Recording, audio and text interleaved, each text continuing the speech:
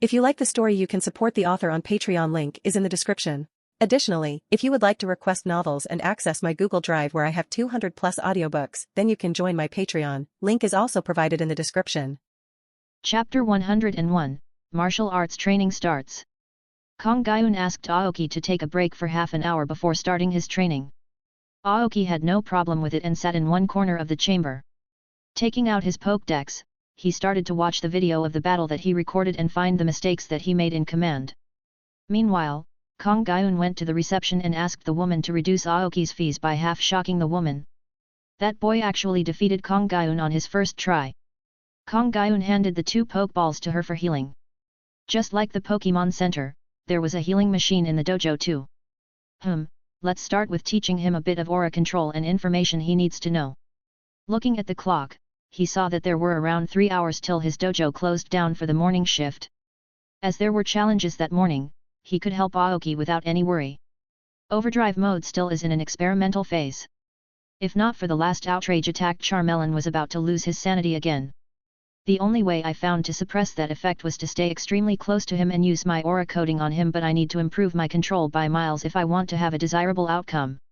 If I can learn to control aura like Kong Gyun, this would be a good weapon in my arsenal.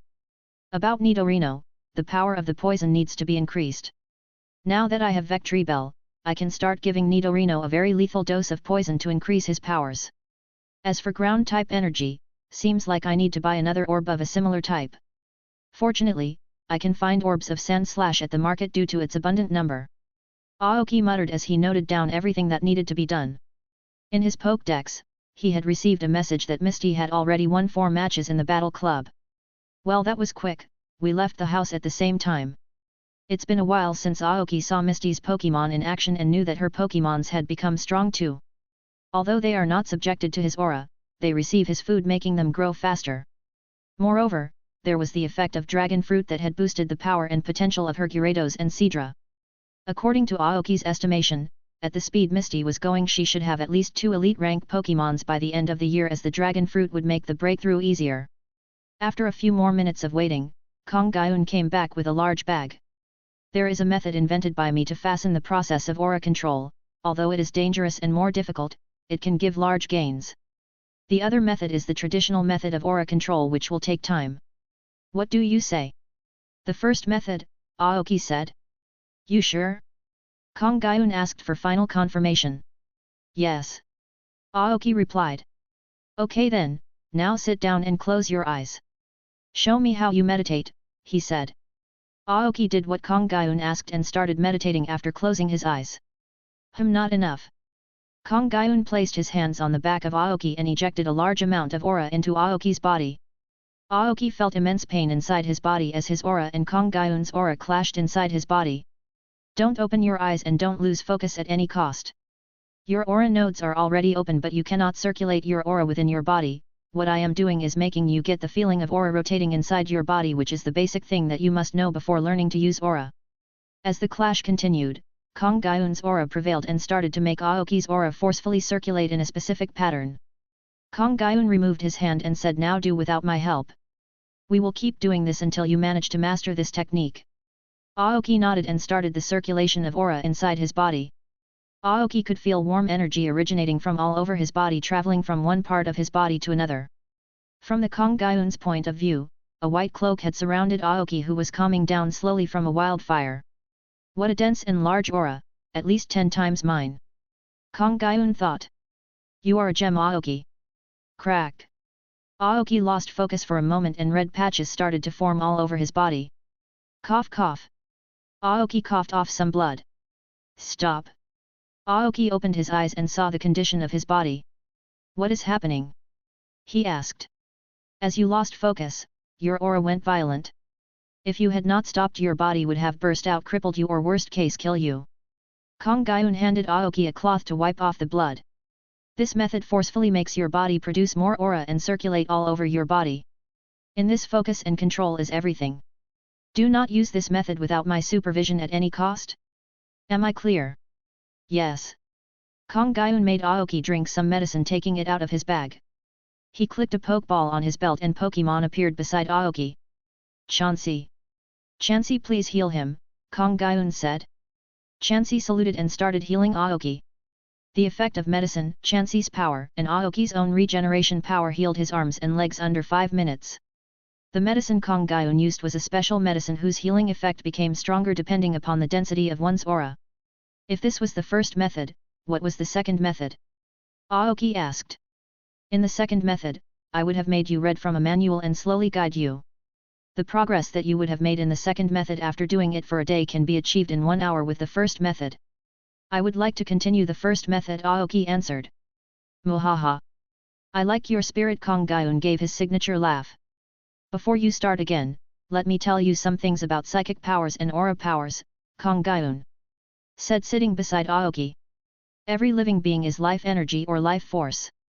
What divides normal humans from Pokémon is that Pokémon can manipulate that life force, changing it into a specific type. For example, fire-type Pokémon are born with the ability to manipulate their life force to fire type. Now there are some humans that are exceptions, so this psychic users are humans who are born with the ability or lean on the way to manipulate their life force, turning it into psychic powers. The power that we call aura is the purest form of life energy, and the people who can manipulate aura is called aura guardians. Among the Pokémon, fighting-type Pokémon have the highest affinity for manipulating aura. Just like humans of different heights, colors, and personalities exist, the quantity of aura in a person is different too. For example, the life energy in your body is at least 10 times mine. Being the purest form of life energy, the aura can be manipulated to do anything like increase regeneration, increase your power, give a boost to your Pokémon, increase your bond, and all other endless possibilities. My master could even manipulate his aura to use telepathy. The more you master the art of manipulating this energy, the stronger the effect becomes. But there is a reason why the number of aura guardians is close to none. Unlike psychic powers that can be passed down from parent to child or awakened later in life, the power of aura cannot be passed down from one generation to other. It can't be acquired later in life, as only the person who is born with the ability can use aura. I have traveled the entire Kanto, Johto, and Sinnoh regions and have only seen 4 aura users, including you. So you must understand how rare this power is. Kong Gyun told some other stuff which Aoki listened carefully. Enough talk, let's continue our training. Chapter 102, Torture. Aoki's aura manipulation training continued for about 2 hours, within which he felt he would explode thrice. At one corner of the room was a dumpster filled with tissues dyed red with blood. The last 2 hours were pure torture for Aoki. You can stop now, Kong Gyun said. Phew, finally, I can rest now. Aoki relaxed and started packing his things. What are you doing? There are still hours left for your training. Give me 100 push-ups, 100 sit-ups, and 100 rounds of this room. After that 1 hour of martial arts training. Come on, move your gear.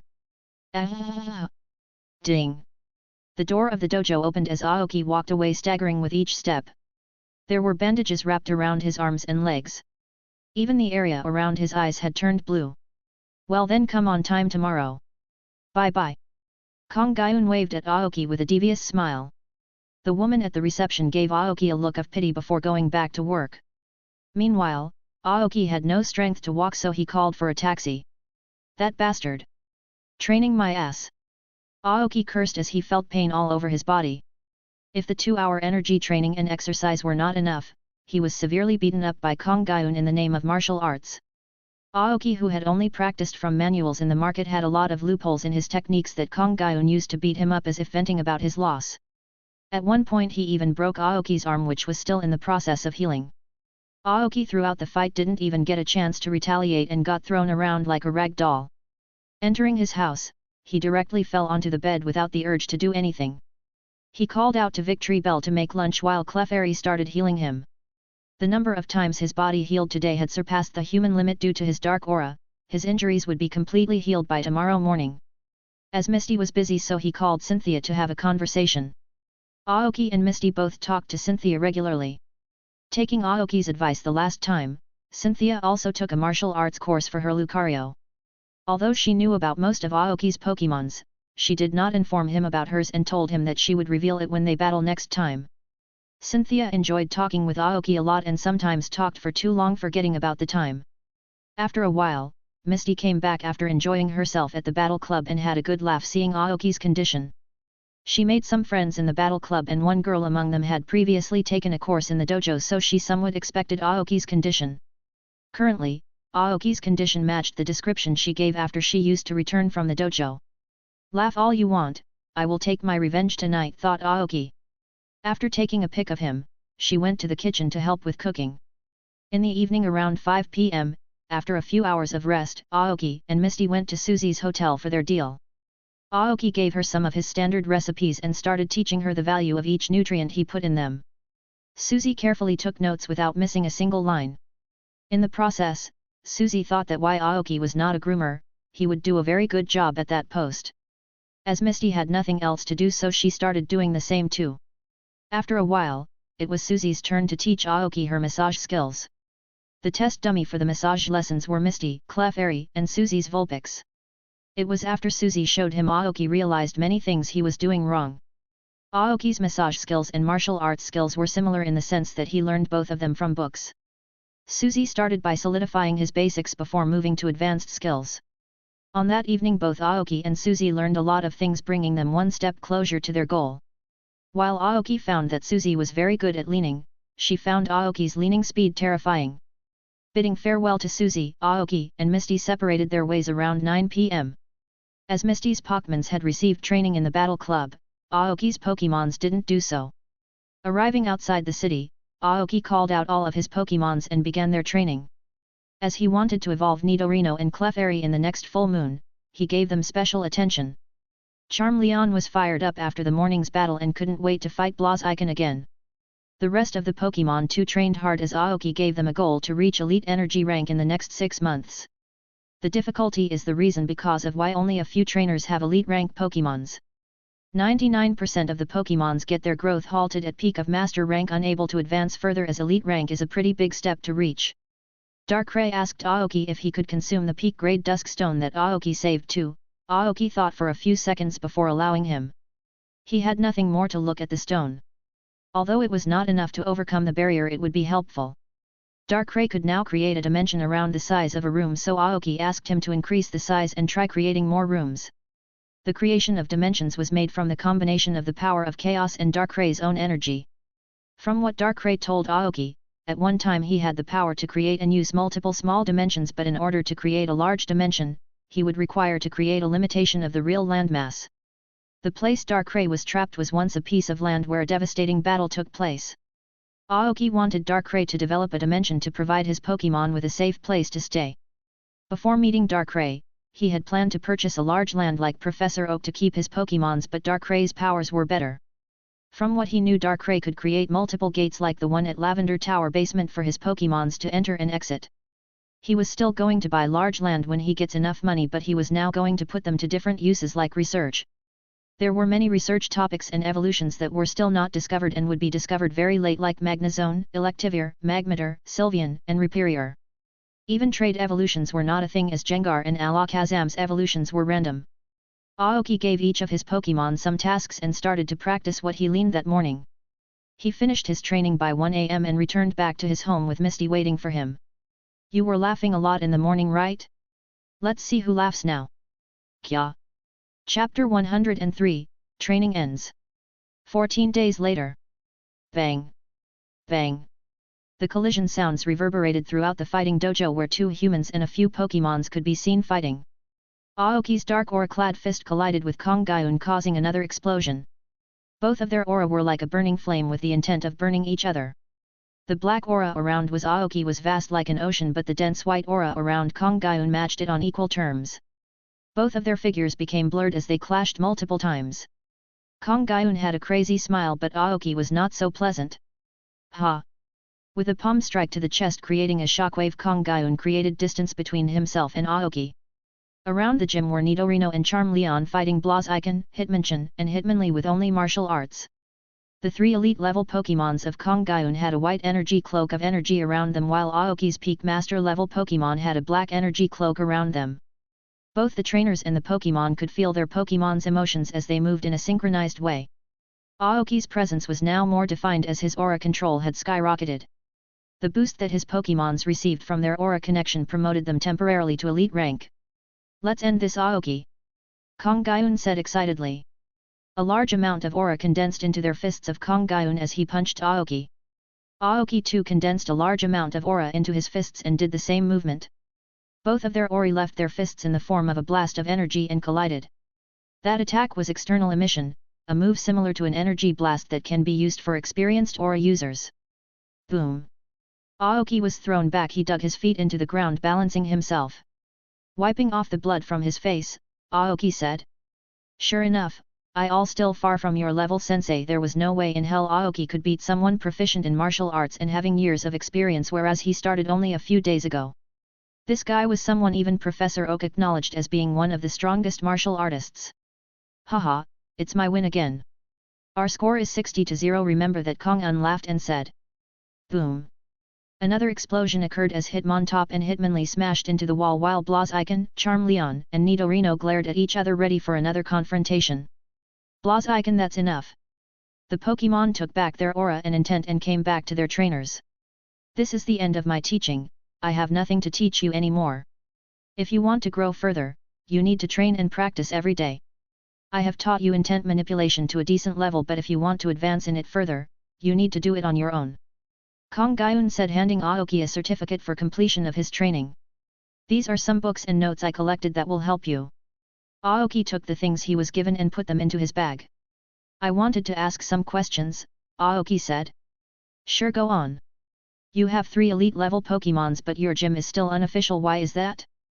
With your Pokémon, you can easily become an official gym leader and even compete for the rank of Elite 4. Aoki asked. This dojo was built before Saffron Gym existed, and with his power, there was no way that it would not have become official unless something happened. Because I don't want to.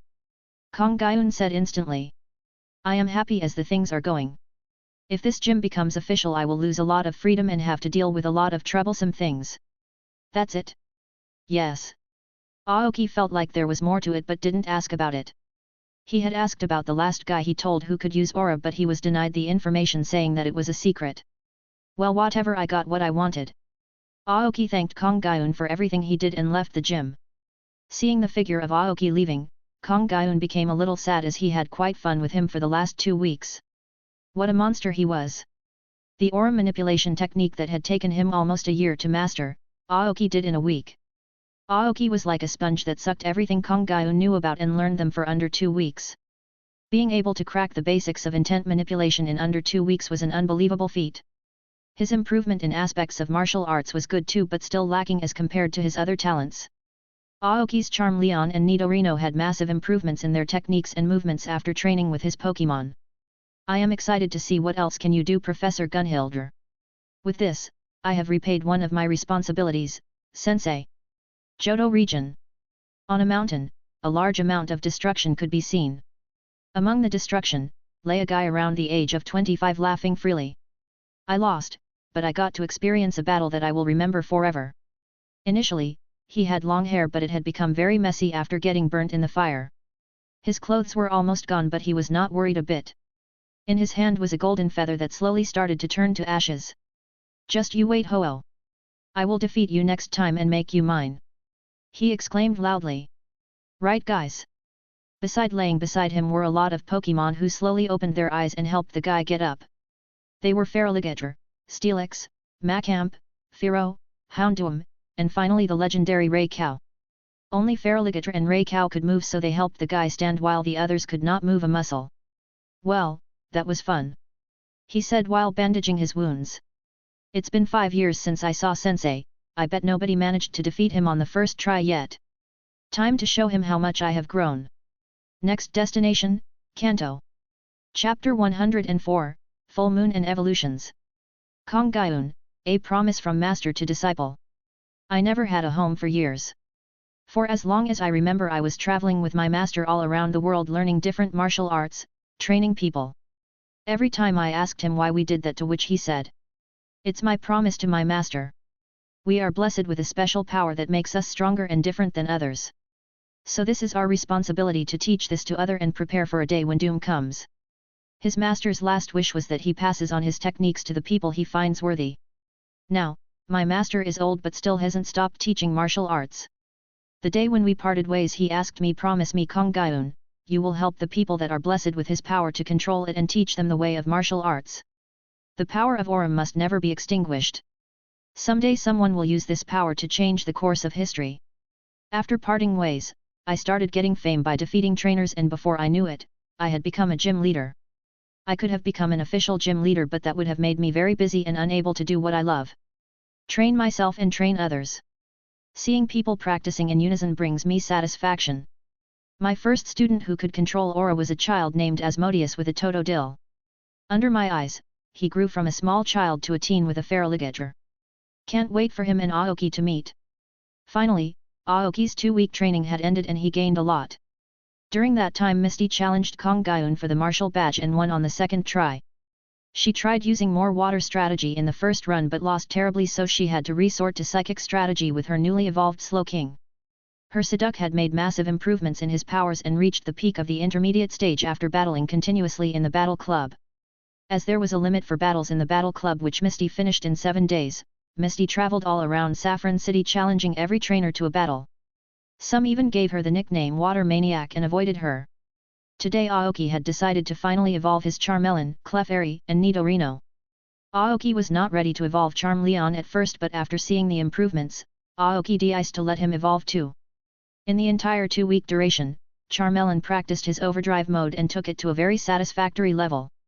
In those 2-week time, Aoki published more papers on Slow King, earning him quite a sum. In the afternoon, Aoki did some shopping with Misty and hung around in a famous coffee shop. As he had grasped intent manipulation of aura, his charm and ability to attract attention had increased a lot, earning him a lot of stares wherever he went. In the evening, he got on Pidgeot and flew quite a distance from Saffron City to carry out the evolution. The thrill Aoki received after flying on the back of Pidgeot was unbelievable. Moreover, the speed at which Pidgeot could fly was nothing to be scoffed at. He even saw the breathtaking view of the sunrise flying above the clouds. While flying, Aoki saw a pack of Fearos, swallows, and Pidgeotos flying around, but none dared to approach Aoki because of the elite rank energy Pidgeot was releasing. Sometimes Aoki could not believe he had such amazing Pokémon.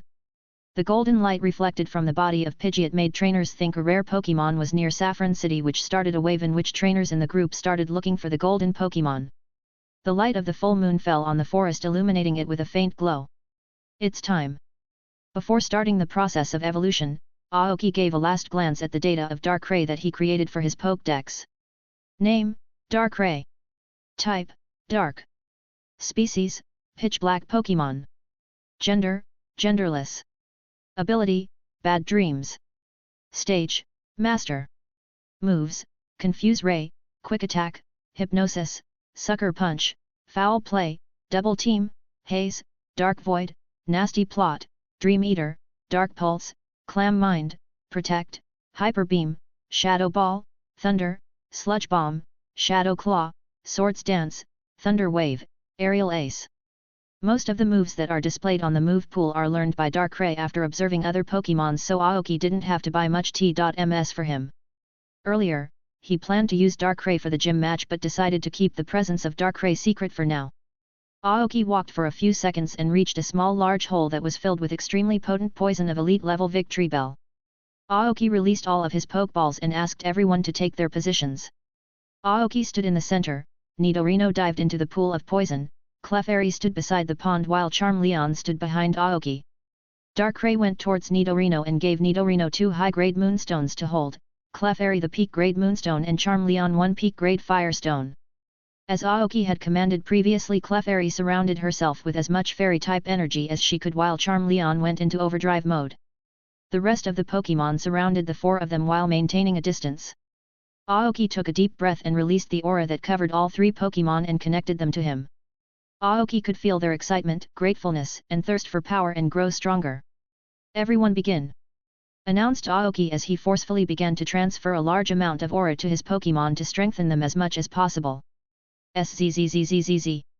Immediately all 3 Pokémon were enveloped in a bright light blocking everyone's vision. A few seconds later, Charmeleon's light turned red, Clefairy's pink, and Nidorino's purple.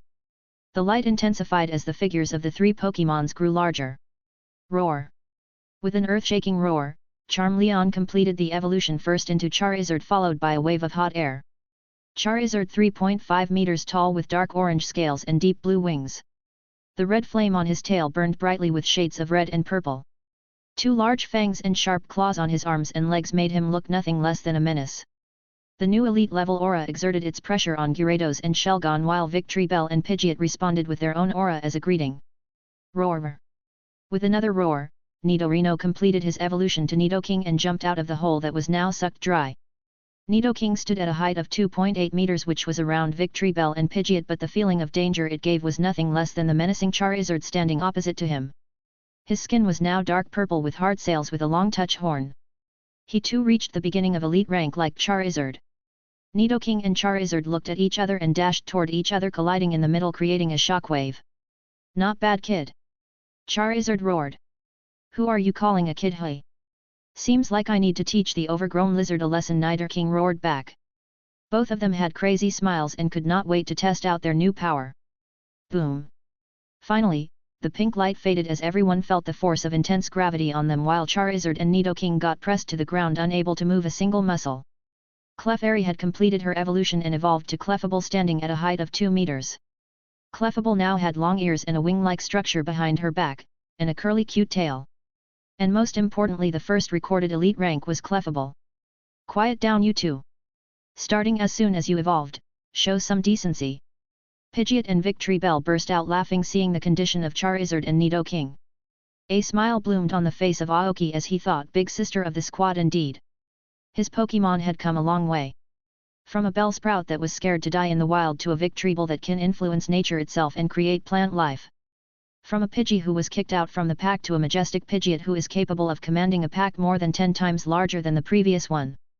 From a Charmander who was abandoned because he was weak to a powerful fire-breathing dragon who can bring calamity. From a Gyarados who was tortured and taken away everything from finding mental peace in a family. From a Nidoran who wanted recognition from his squad to a Nidoking that can defeat his entire squad in under 5 minutes. From a Clefairy who just played around to a responsible Clefable who constantly takes care of everyone in her new family. Darkrai, who had once *LLED thousands changed to someone who wants to bring peace. From a Bagon who just wanted affection and attention to a Shelgon with a desire to become strong to protect his companions. Everyone had a share of difficulties in life, some minor while some major. That is what made them reach the stage they are at. Chapter 105, Saffron Gym and Sabrina.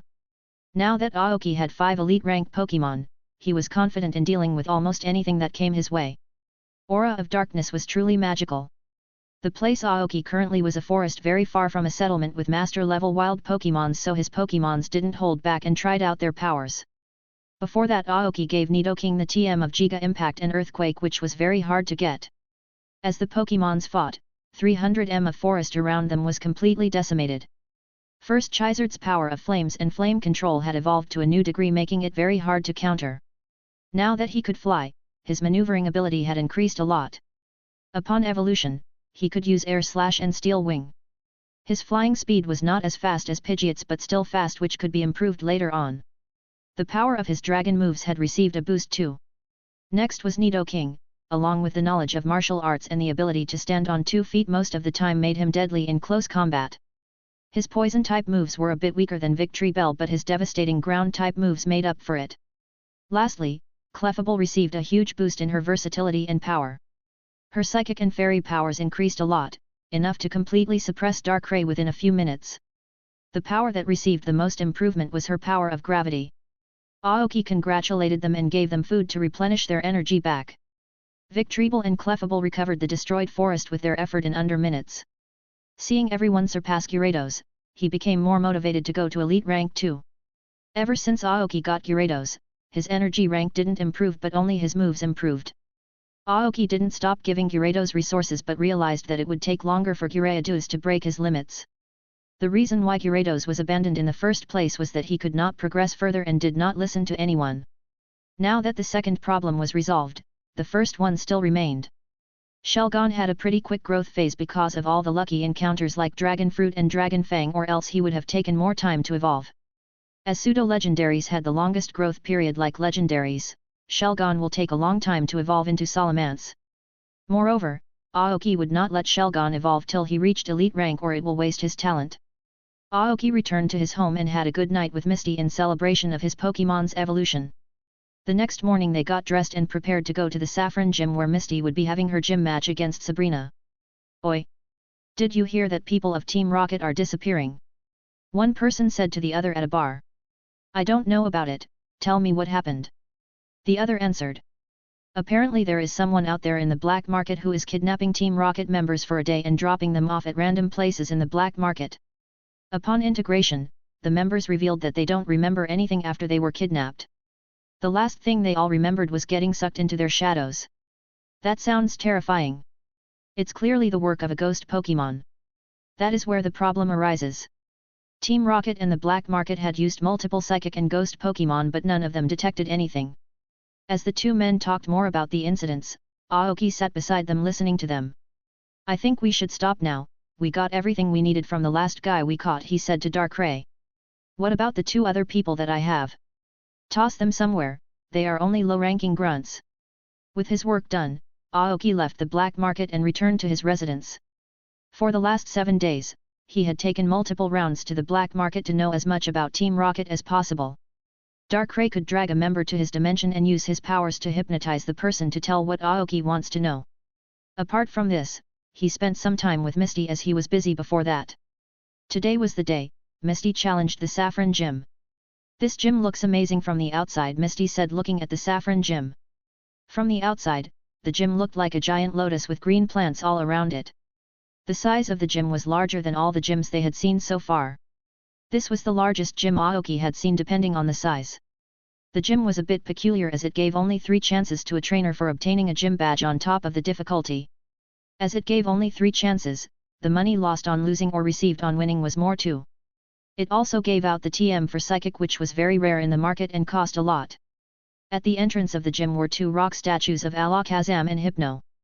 Misty and Aoki entered through the door and Aoki instantly detected that the entire gym was covered in psychic energy. After verifying her identity, Misty and Aoki were escorted to the waiting room as there was already a battle going on. There was no public battle in this gym, so there were no videos to pre-plan against the attack pattern of Sabrina. On the way, Aoki saw various rooms where people who had unlocked psychic powers or had the potential to unlock psychic powers were being trained. Yes, this gym was the only place in Kanto where people were trained in psychic energy control. With aura, Aoki could clearly see the pinkish psychic energy around the people training inside the room. The door of the main battlefield opened and a guy who lost the match came out, but he had a blissful expression. I may have lost this time, but I will return again, Sabrina-chan. Those eyes were cold eyes looking down on me as if I was garbage. I wish she stepped on me. He muttered before leaving, completely ignoring the presence of Aoki and Misty standing there. Well, that was weird, Misty said. What weird? Don't act as if you don't say such things sometimes. Aoki said with a smirk. Misty could not refuse Aoki's claims and decided to enter the gym without saying anything else. Sabrina is going to use telepathy, just do as you always do, Aoki said. I will keep that in mind. The main battle room was very reinforced with purple and pink colored walls. At one side of the wall was a machine that worked as a scoreboard like the matches held by Alliance. At the opposite end of the room was gym leader Sabrina sitting on a throne looking at Aoki and Misty with ice-cold red eyes. The gorgeous girl had long dark purple hair and wore a tight red dress showing her curves. In conclusion, a girl could make a guy's heartbeat faster. Although others may not feel it, Aoki sensed a threatened feeling from her. She was one of the strongest psychics users alongside Agatha after all. Chapter 106, Misty vs Sabrina -1. Saffron Gym. Who is the challenger? Sabrina asked with an emotionless voice. I am the challenger, Misty said, taking out a pokeball. Aoki gave her space and moved away from the battle space. Aoki looked at Sabrina from top to bottom, and just as rumors say, she does have an intimidating presence. Her overall beauty and behavior had a different charm than Misty's. The way she looks with her red cold eyes, it feels like she is looking down on everyone, but Aoki with the power of aura can tell that she is bored. Aoki looked at her shadow and raised his eyebrows. You see it too, right, Darkrai? Yes, there is a ghost-type Pokémon in her shadow. Sabrina felt Aoki's gaze and looked at him as a slight fluctuation appeared in her expression. Who is he? A strong presence, but something feels different. She had to agree that Aoki was one of the most handsome guys that had appeared in front of her, but something was telling her that something was different about him. Misty noticed Sabrina looking at Aoki and a smile appeared on her face. Sabrina ignored Aoki for now and focused on the current challenger, the pretty girl that was with the guy she found interesting. This will be a 2-on-2 match, you will only get 3 chances to get the badge or try time, Sabrina said in an emotionless voice as a pokeball appeared near her out of thin air. Aoki from Kongyun got to know that Sabrina was the strongest psychic user that had appeared after Agatha in the last century. If the rank of psychic users can be divided into 4 ranks, I.E 3rd, 2 ND1 ST, and 0 TH. Sabrina's powers were between the 1st and 0 TH rank. With the powers of telepathy, teleportation, psychokinesis, etc. she was undoubtedly one of the strongest humans Aoki knew along with Kongyun. The only stage 0 psychic user Aoki knew was Elite 4 Agatha who specialized in ghost-type Pokémon. Bring out your Pokémon, Sabrina said as her Pokémon appeared on the field. Esp. A Master Rank Pink Espeon appeared on the field.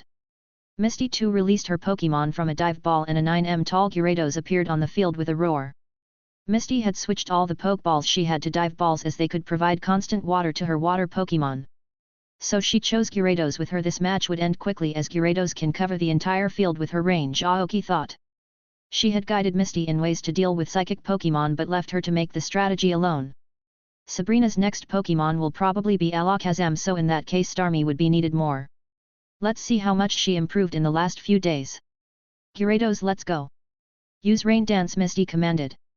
Immediately clouds gathered around the entire gym followed by a downpour raising the power of water-type moves. Misty's clothes started getting wet but not even a single drop touched Sabrina due to the psychic energy barrier. As Aoki predicted, Espeon went for Calm Mind and didn't move from his place. Gyarados Whirlpool. A small tornado of water appeared between the field that turned into a large tornado dragging Espeon towards it. Espeon used Double Team and Psychic from all directions hitting Gyarados.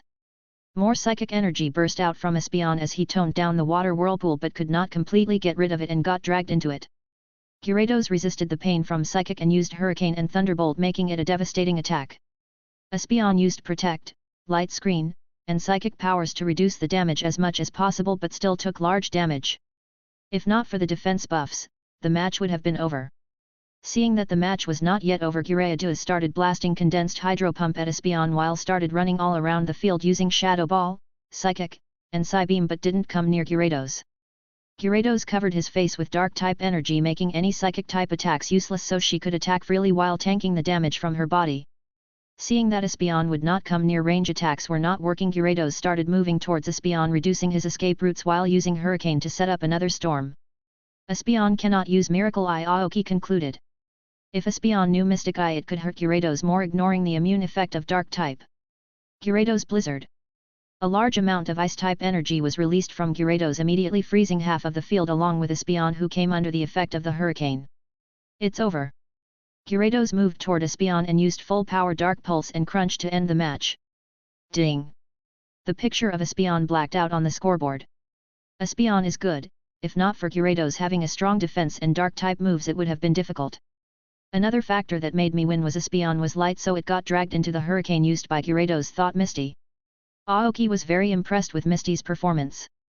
Gyarados executed all of the moves perfectly and Misty's command was top-notch. Misty continuously observed Aoki's battle style and incorporated his style into her, creating her own style. In order to stand beside Aoki and reach a height that his father could never reach, Misty had truly worked hard. Chapter 107, Misty vs Sabrina -2. Sabrina's expression didn't change after seeing Espeon lose, as she had already expected him to lose as soon as she saw Gyarados on the field. Master rank, hey, let's see how you do against my other Pokémon. As Sabrina was a very powerful psychic, she could tell a Pokémon's rank by reading their energy just like Aoki. A second Pokeball appeared out of thin air and released her ace Pokémon. A bipedal yellow Pokémon holding 2 spoons made of psychic energy. Alakazam. Quasi-elite rank Alakazam. I expected it to be at an elite rank, Aoki thought. Alakazam has very high special stats and speed but is weak against physical attacks. The problem is Misty doesn't have any Pokémon that can do physical damage to Alakazam due to it having moves like Teleport and Insane Speed. Since it is a quasi-elite stage Pokémon, I am sure it has Miracle Eye too, so Dark type as the defense will not work anymore. Misty's best approach was to carry on what she did with Espeon and deal as much damage with Gyarados. If Gyarados was in the water it could defeat Alakazam, but in a small space like the gym where the only source of water was from rain dance, it was difficult. Misty has to finish the match with Starmie or Slowking. Misty got serious seeing Alakazam and ordered Gyarados to reuse Rain Dance and Blizzard to slow down Alakazam. But the next second Alakazam pointed his spoons at the roof and destroyed the rain clouds. The Blizzard could not even touch him before getting destroyed. The same thing happened as Gyarados kept on attacking but Alakazam kept on teleporting. At one moment Alakazam's eyes shined but nothing happened.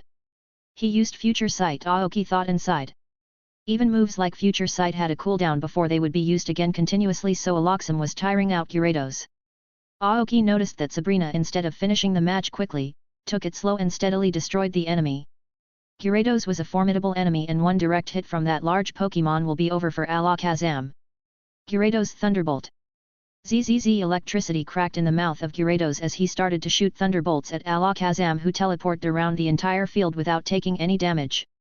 Alakazam had done several turns of Calm Mind till then. Alakazam used Psychic and did massive damage to Gyarados as the dark type of coating could not give my immunity anymore.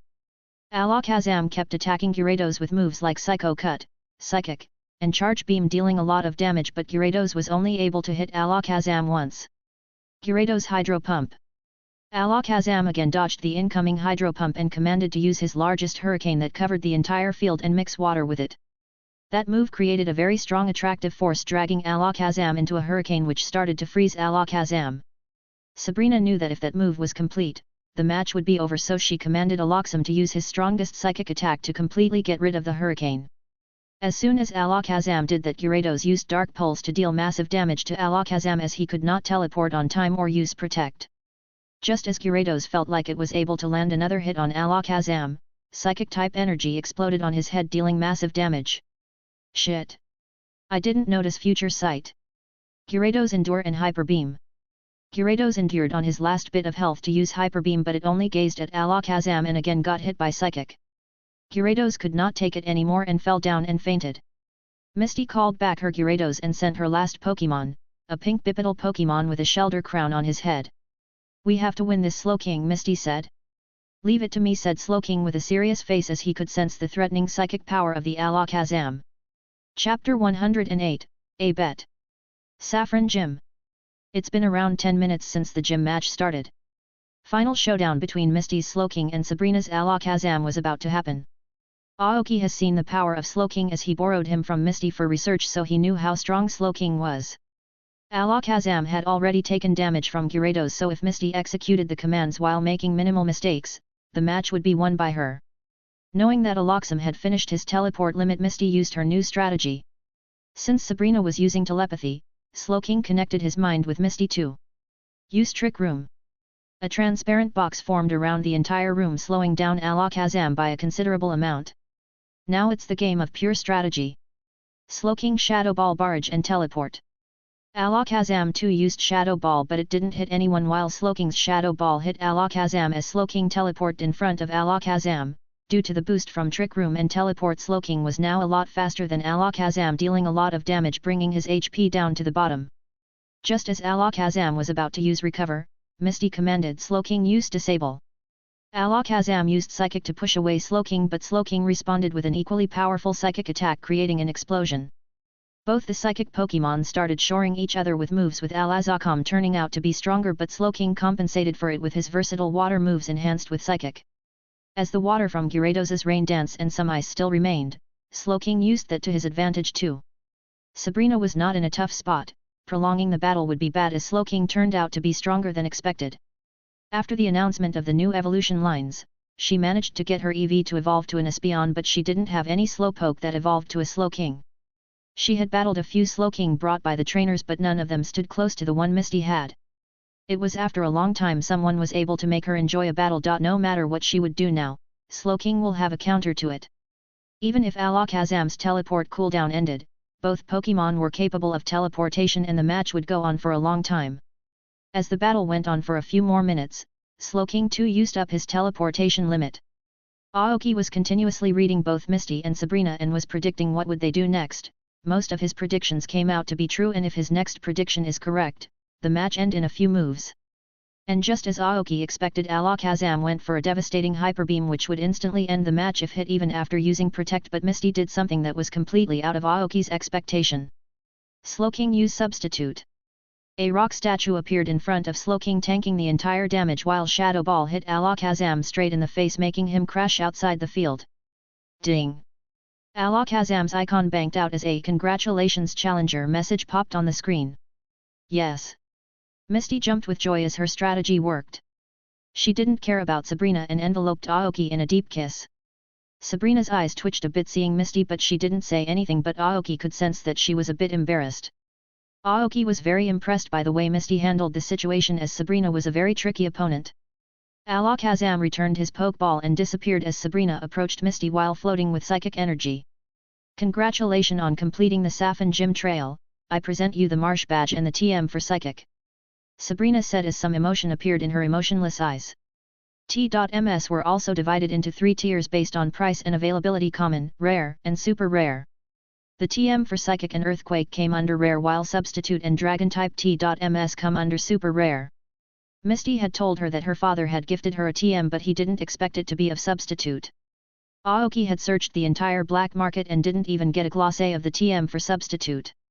Aoki called out his 3.5m tall Charizard to dry off the water from the gym and Misty's clothes before preparing to leave. Sabrina didn't show any reaction even after seeing the meaning of Charizard, but she found that she could not detect Charizard's rank as Charizard had completely suppressed his energy.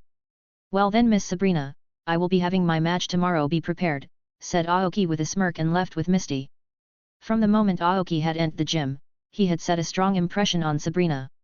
Strange, why did he ask me to be prepared? Wasn't he the challenger? If he is that confident, let's see if he is worth the attention or just talk, the wondered. I will end the match in under 10 minutes. How was I today? Misty asked cheerfully as if asking for something. It was an awesome command chain from your side. Defeating Sabrina on your first try is very noteworthy. Aoki said, patting Misty's head, making her more cheerful. You already have 7 badges and just need 1 more to participate in the league. What will you do to challenge all the gyms on the way or leave them? Aoki asked. I am thinking about challenging all the gyms on the way. I will get more experience that way and can score a better position in the league, Misty said. I saw that you were interested in Sabrina. I have got to say she has quite a charm. How are you planning to do that? I don't think she will agree to go on a date normally. She asked. I plan to shock her and beat her record and propose her a challenge, Aoki said with a smirk. Who are you planning to use? It's about time I show the power of an elite rank clefable. The next day Aoki and Misty gathered outside the Saffron Gym once again, but this time, it was Aoki's turn to challenge the gym. Taking out his Pokédex, he gave Clefable's Pokeball the last scan. Name, Clefable. Type, Fairy, Custom. Species, Fairy Pokémon. Gender, Female. Ability, Magic Guard, Unaware, Cute Charm. Stage, Elite. Moves, Charm, Copycat, Minimize, Defense Curl, Pound, Sing, Metronome, Gravity, Minimize, Disarming Voice, Light Screen, Heal Pulse, Calm Mind, Psychic, Confusion, Mimic, Thunderbolt, Water Pulse, Ice Beam, Flamethrower, Protect, Bulk Up, Misty Terrain, Shadow Ball, Reflect, Wish, Moon Blast, Dazzling Gleam, Thunder, Fire Blast, Drain Punch, Focus Blast, Substitute, Meteor Mash. Last night Aoki Clefable copied the move Substitute from Slowking as it would be useful later on. Usually, a Pokémon who knows Mimic and Copycat can forget the move after a few hours or minutes, but as Clefable was now at elite rank and moreover his Clefable, she was able to retain that move permanently. The next day, the automatic door opened and Aoki and Misty entered the main battle room with Sabrina waiting just like the day before but wearing a full-sleeve blue dress. Seeing Aoki and Misty enter, her eyelids twitched a bit but there was no change in her facial expression. Misty really wanted to see how Aoki handled Sabrina. Until now a lot of girls tried to hit on Aoki but he ignored them. It was the 3rd time Aoki was taking interest in someone, she had to be there to witness it. Thanks for waiting, Aoki said waving his hand. Sabrina still give any reaction but softly said, who said I was waiting for you, in her same cold but sweet voice. So you can have normal conversations, after all, I thought that you only spoke when there was no other choice. Well, good for me. Hearing that somewhat made Sabrina annoyed. You said me to prepare myself, for what? She asked. Although she said softly due to her psychic powers, Aoki could clearly hear what she was saying. You are bored, right? You are looking for something interesting, right? How dare? Aoki cut her off and continued, let me make things interesting for you then. I challenge you to a 1vs2 battle in which I want you to use the Pokémon of your choice. Aren't you too arrogant for a trainer that started a few months ago? There is a difference between arrogance and confidence, Miss Sabrina. Let's make things more interesting and make a bet. A bet? Sabrina found that very amusing that a trainer that started a few months ago was first making such strange choices. Seeing Misty, who was hearing the conversation with interest and a smile as if she knew what the outcome was. Moreover, from Aoki's gaze, she clearly felt that Aoki was interested in her just like any other man who came to challenge the gym. A playboy or scum, isn't he? Yes, I bet that I can defeat both of your strongest Pokémons in under 10 minutes. An interesting bet it is, so what do you want if you win? Sabrina asked with a bit of emotion in her voice. You should talk with emotions more, it sounds sweet. If I win, you will go out with me. So you were after me from the start? Sabrina said, raising her eyebrows. Of course I was, who wouldn't want a beauty like you? Even if you already have a beautiful girlfriend. I am greedy after all. Moreover, my girlfriend has no problem with me having another companion. And if you lose the bet, you can decide what you want from me. Before that, let me ask you one thing. What is your dream? Sabrina asked. Obtain everything I want and reach a height that no one had ever reached. Aoki said. That's a rather big dream. Sure then, challenger Aoki, I accept the bet. If you can defeat 2 Pokémon of my choice in under 5 minutes in a 1vs2 battle, I will give you a chance and go out with you. Since you told me something interesting, I will lower the stakes. If you lose, you will not get any chance to battle me for the badge. Pay me 90k Poke dollars, which is the money for winning a gym badge, and will not set foot around the periphery of the gym. Let's get to business then. Chapter 109, Aoki vs Sabrina.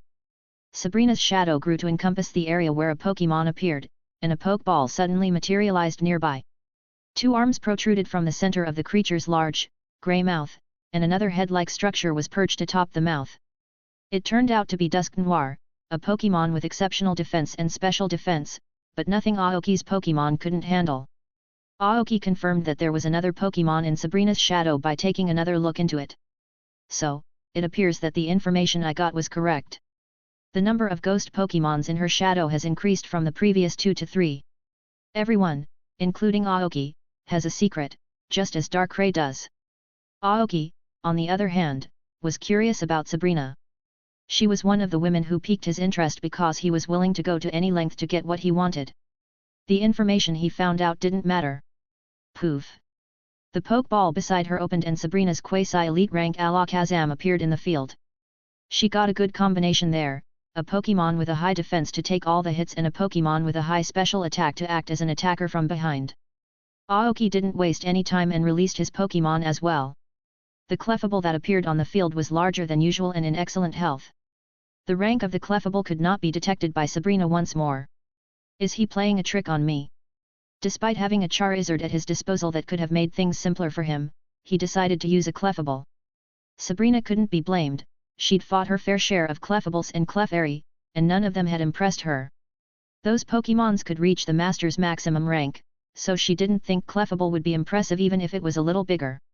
Misty couldn't read Sabrina's mind, but she could tell what she was thinking based on the reactions of the people who battled Aoki's Pokémon for the first time. Sabrina checked the time and the screen before starting her command line. Whatever, not my problem, both of you use Calm Mind.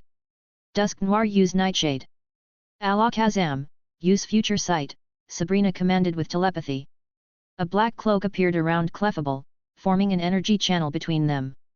Clefable, let go of your restraints and let loose. The easygoing demeanor around Aoki became solemn as his eyes grew as cold as hers. Only a select few people Sabrina has met could possibly possess those eyes. Someone who only sees what he wants to see. Clefable's elite level aura erupted, putting Alakazam and Dusk Noir under intense pressure. Clefable is an elite rank. Sabrina was shocked. How is that even possible? Wasn't that proven that the Clefable line cannot reach elite rank? Sabrina was taken aback. That attractive young man in front of her had raised an elite level Clefable. If that's the case, Charizard must be. This complicates matters, but perhaps I'm overthinking things. The field was under intense pressure that was encircling Alakazam and Dusk Noir, and Cleffable's eyes were glowing. Aoki's icy words, cleffable gravity, resounded. Alakazam used Psychic, and Dusk Noir used Nightshade, but Cleffable pointed her hands in the direction of the incoming attacks, releasing a powerful repulsive force that turned the attack around against them. While Dusk Noir returned to his shadow, Alakazam used Protect. Sabrina was taken aback by the outcome because she had never seen her Pokémon's attacks reversed by pure repulsive force. Cleffable used Shadow Ball. Boom! Clefairy vanished from her spot and appeared in front of Alakazam the next second, holding 2 Shadow Balls in her hands. Alakazam attempted to teleport, but an intense gravitational force pressed him to the ground, delaying his teleportation and allowing the Shadow Balls to connect with Alakazam, effectively dealing massive damage. Cleffable Moonblast Explosion. In the next second, Alakazam's future sight connected with him via Psybeam, but Cleffable used Moonblast to completely negate the attack, resulting in an explosion. Cleffable used Wish. Taking advantage of the situation, Cleffable used Wish to regain her health in the future. The fight went on for a few seconds with Cleffable destroying every single move that Sabrina's Pokémon threw at her. Sabrina looked at Aoki, who was wearing an expression of omniscience. His commands sounded as if he could see and accurately predict all of her Pokémon's moves. That was not a skill that a new trainer could possess. It was downright terrifying. Dusk Noir attempted to drag Cleffable into the shadows, but a powerful attractive force drew him away from the field. Boom! Thunder rumbled down on Dusk Noir, followed by Shadow Ball. Due to their permeability, ghost Pokémons are normally immune to many attacks of the normal and fighting types, but such intense gravitation power completely cancels that ability. Cleffable directed one of her hands at Alakazam, causing him to collide with Dusk Noir, who was still bound by gravity and psychic energy. And that's the end of it, Misty said. Misty, like Aoki, was recording the battle and attempting to predict what moves they would use next. Sabrina tried everything to make things better, but Cleffable was too powerful. Both Pokémon could help if they worked together, but Cleffable separated them. When Sabrina realized that Cleffable could prevent Dusk Noir from slipping into the shadow and Alakazam from teleporting, she went into a panic. She had intended to use Dusk Noir as a shield from the start, but Cleffable wouldn't let them get close, and even if they did, they'd be in a situation where they couldn't do anything. Alakazam, use all of your energy, use Giga Impact. Dusk Noir used Destiny Bond, she commanded mentally. As the density bond connected and Alakazam used Giga Impact, the color of Cleffable's shadow changed. Clefairy finished the battle, use Almighty Push. Boom! Another deafening explosion erupted as Dusk Noir and Alakazam smashed into the gym's walls, causing a dent. Cleffable's health began to deteriorate, as effect of Destiny Bond began to take effect. But small stars began to revolve around her, beginning the effect of Wish, followed by more energy being drained by Aoki as the effect of Dark Aura negated Destiny Bond, restoring Cleffable's health to full. Aoki had predicted that Dusk Noir would have a Destiny Bond, so he used the move Wish to protect Cleffable in case that happened. Density bonding was a risky move that brought both parties together with few options for countering. The first was being a higher rank than the caster, the second had extremely high regeneration moves, and the third was returning to the Pokeball. The first 2 criteria were met by Aoki's Cleffable. Aoki was confident that Cleffable would not faint, but it was better to be safe than sorry. Another reason was that he had only seen the move in videos and had never seen it in action. If the move Destiny Bond behaved like its counterpart in the games, people could easily one-shot legendary and champion rank Pokémon. Alright, then, Sabrina. I win the bet and finish the battle in under 2 minutes. Shock. Disbelief. Were the thoughts racing through Sabrina's mind as she watched the battle?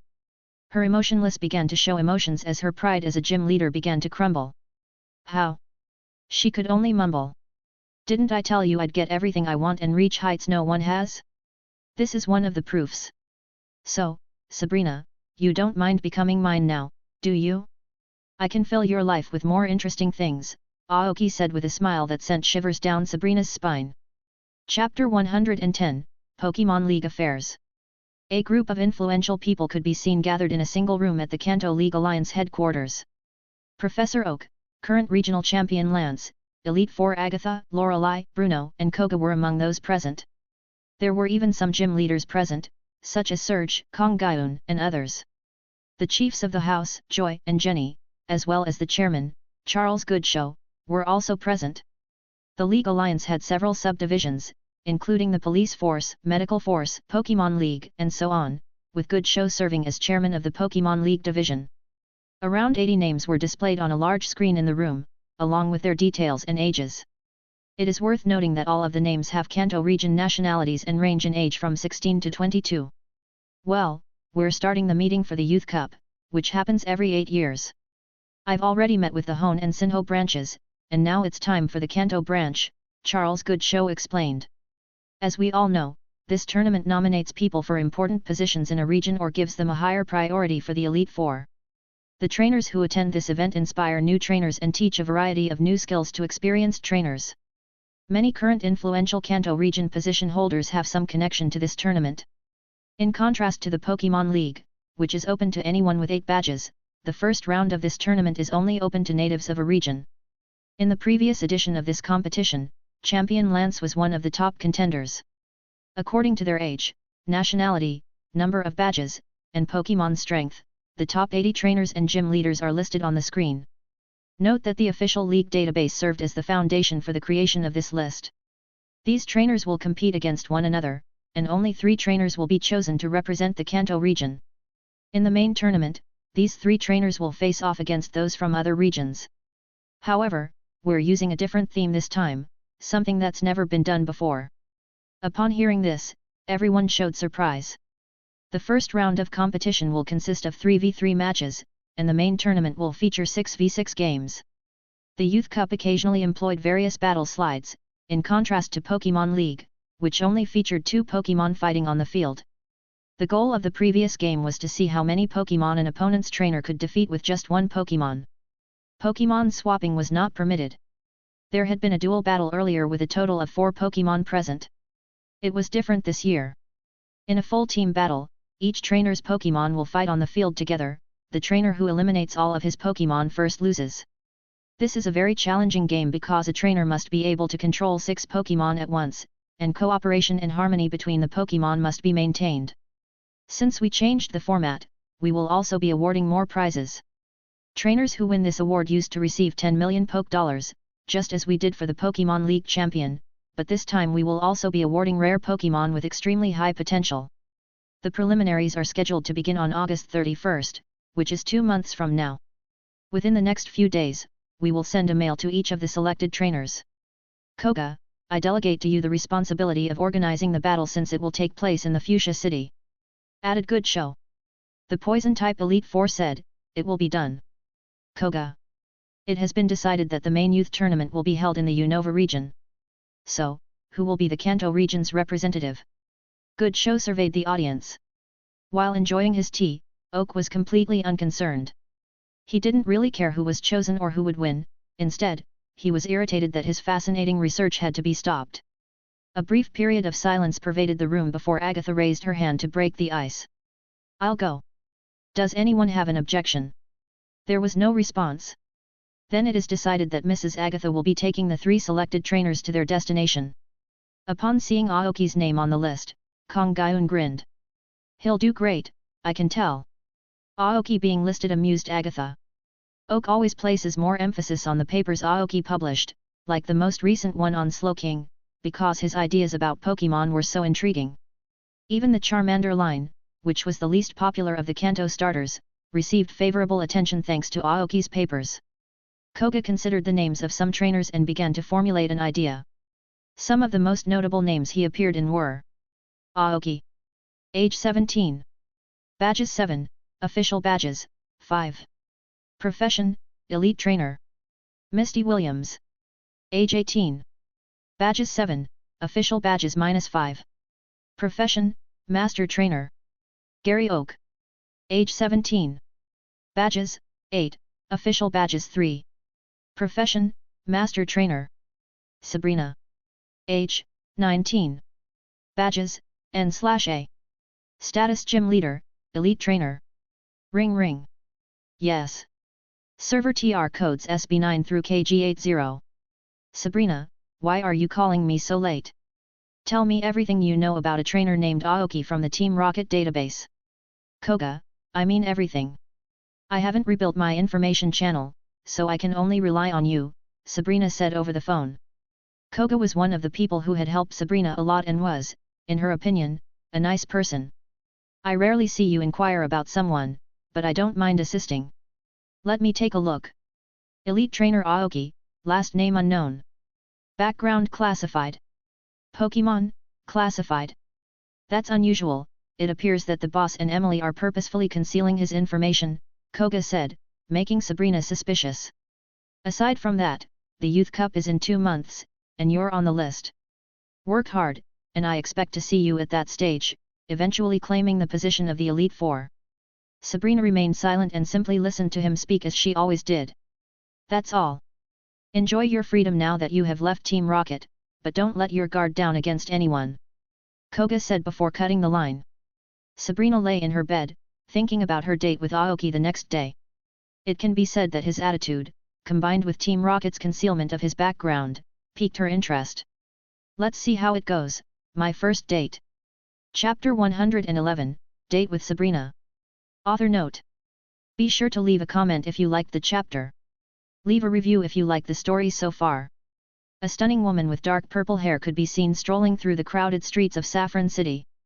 She sported matching heels and earrings while donning a red full-sleeve dress shirt and black jeans.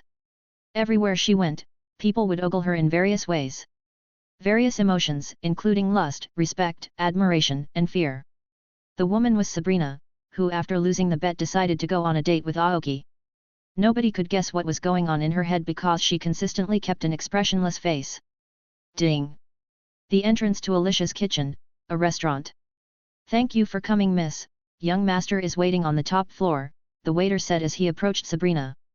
So he is the son of the owner of the restaurant. The most well-known dining establishment in Saffron City was Alicia's kitchen, which she also favored. She frequently visited the restaurant while attempting to remain anonymous, but she never went to the top floor. She entered the 4th flood as the lift's door opened. This floor, in contrast to the other floors, had 4 chambers that were divided by opaque glass and a sound-cancelling system. Each guest room featured a cozy dining area and a small kitchen where the food was prepared right in front of the guests. Aoki opened the door just as Sabrina attempted to ring the room to which she had been instructed to go. Aoki grabbed Sabrina's hand and dragged her inside, saying, "You're here, come inside." His light-colored suit went very well with his black hair and blue eyes. He was attractive enough to quicken Sabrina's heartbeat. She said as she sat down in a comfortable chair, "Thanks for having me." After keeping 2 dishes of food that appeared to be incredibly delicious and gave off an alluring aroma, Aoki sat down across from her. "Give it a shot," Aoki said, "this is one of the creations." "Can you cook?" With some admiration, Sabrina questioned. "Yes, a lot of the dishes in this restaurant are actually mine." Sabrina was astounded to hear that. Sabrina's time seemed to stop as soon as she took the first bite. The taste of the food filled her mouth, giving her a sensation she had never felt before. How can something taste so delicious? She forgot about everything, including her decency, and gorged herself on the food on her plate. "Didn't I tell you I'd make your life interesting?" Aoki joked. Aoki and Sabrina continued to talk about their lives, their likes, and their experiences, and Sabrina couldn't help but smile. When she was Aoki, she felt like she couldn't keep her cold eyes open. There was a strange sense of security around him that made her forget everything. She'd had a difficult life and was rarely focused on herself, so being treated as a woman rather than a gym leader felt good. For a brief moment, she felt she could forget about her work and concentrate on having fun. "I suppose I'll give it a shot. I have no experience in relationships, so I'll let you guide me," Sabrina said, breaking her emotionless expression with a light blush. "Of course, you can put your trust in me with anything." A bright smile spread across Aoki's face as he lightly kissed Sabrina's hand. She blushed even more as a result. Sabrina was envious that Misty got to eat his incredible food every day. Sabrina eventually talked to him for a long time about her life as a gym leader and some fun experiences. Aoki's story piqued her interest as well. "Do you drink?" Aoki asked. "Occasionally. I recently got a new drink, have a taste," Aoki said, pouring Sabrina a glass of wine. "Let's go to the arcade next, I haven't been there yet," Aoki suggested. "Sure. Around 8 p.m. Now for the next part, Aoki said, pulling out a Pokeball. Is there anything else? Of course, we'll make it a special occasion. Charizard was set free by Aoki, who sat on his back while he lowered his head. Exactly as expected, Sabrina was still unable to determine Charizard's rank. The Charizard was the biggest she had ever seen. She questioned whether all of his Pokémon were enormous. Sabrina, hop on, we're going somewhere special. Using her psychic abilities, Sabrina floated and sat behind Aoki, placing both of her legs to one side. You know you can move forward. It's all right. All right, Charizard, let's move on. Boom. With Aoki and Sabrina riding on his back, Charizard flapped his wings and blurred. While Sabrina was using her abilities to avoid falling off, Aoki was using aura. As he traced his hands across Charizard's skin, Aoki said, "There is no rush, take your time." Where are we headed? Curious, Sabrina inquired. Aoki mentioned a pleasant location far from the city that can only be enjoyed at this time. Sabrina remained silent while savoring the breeze's sensation on her face. She had a great day today, one of the best lately. She had a great time all day with Aoki at the restaurant, the arcade, and the ice cream parkour. Even though she started having real feelings for him, she couldn't help but feel guilty because she might have to oppose him due to her working in darkness. Her circumstances prevented her from feeling like a normal woman, despite her sincere desire. They finally arrived at the desired location after Charizard gradually picked up his speed. Breathtaking. Sabrina could only come up with that phrase after taking in the surroundings. The endless field of white flowers, which appeared to be glowing in response to the light, were illuminated by the moon. A sense of tranquility pervaded the area as the flowers swayed in the light breeze and occasionally played to the background melody of insects. Trees with pink flowers occasionally dropped petals onto the white field, creating a contrast. Aoki pulled out a sizable blanket for them to sit on from his bag. Aoki asked Sabrina to do the same as he lay on his back with his back to the moon. It's lovely, isn't it? Yes. My parents brought me there when I first arrived in Saffron City years ago. Only during this season of the year do these flowers bloom, according to Aoki. Sabrina savored the tranquil atmosphere as she listened to Aoki speak. For a while, they kept the peace and relished the surroundings. So Sabrina, how's your job at Team Rocket going? Sabrina's eyes widened in shock as her psychic aura exploded in an attempt to put pressure on Aoki. Two Pokémon appeared from her shadows and encircled Aoki. Dusk Noir and Bayonet were their names. How did you get that information? Speak. Her eyes shone brightly, and a purple aura condensed in her palms as she attempted to hold Aoki with her psychic powers, but Aoki swatted her attack away as if it were nothing. Aoki, who was still lying down, was unfazed and only muttered a single word in response.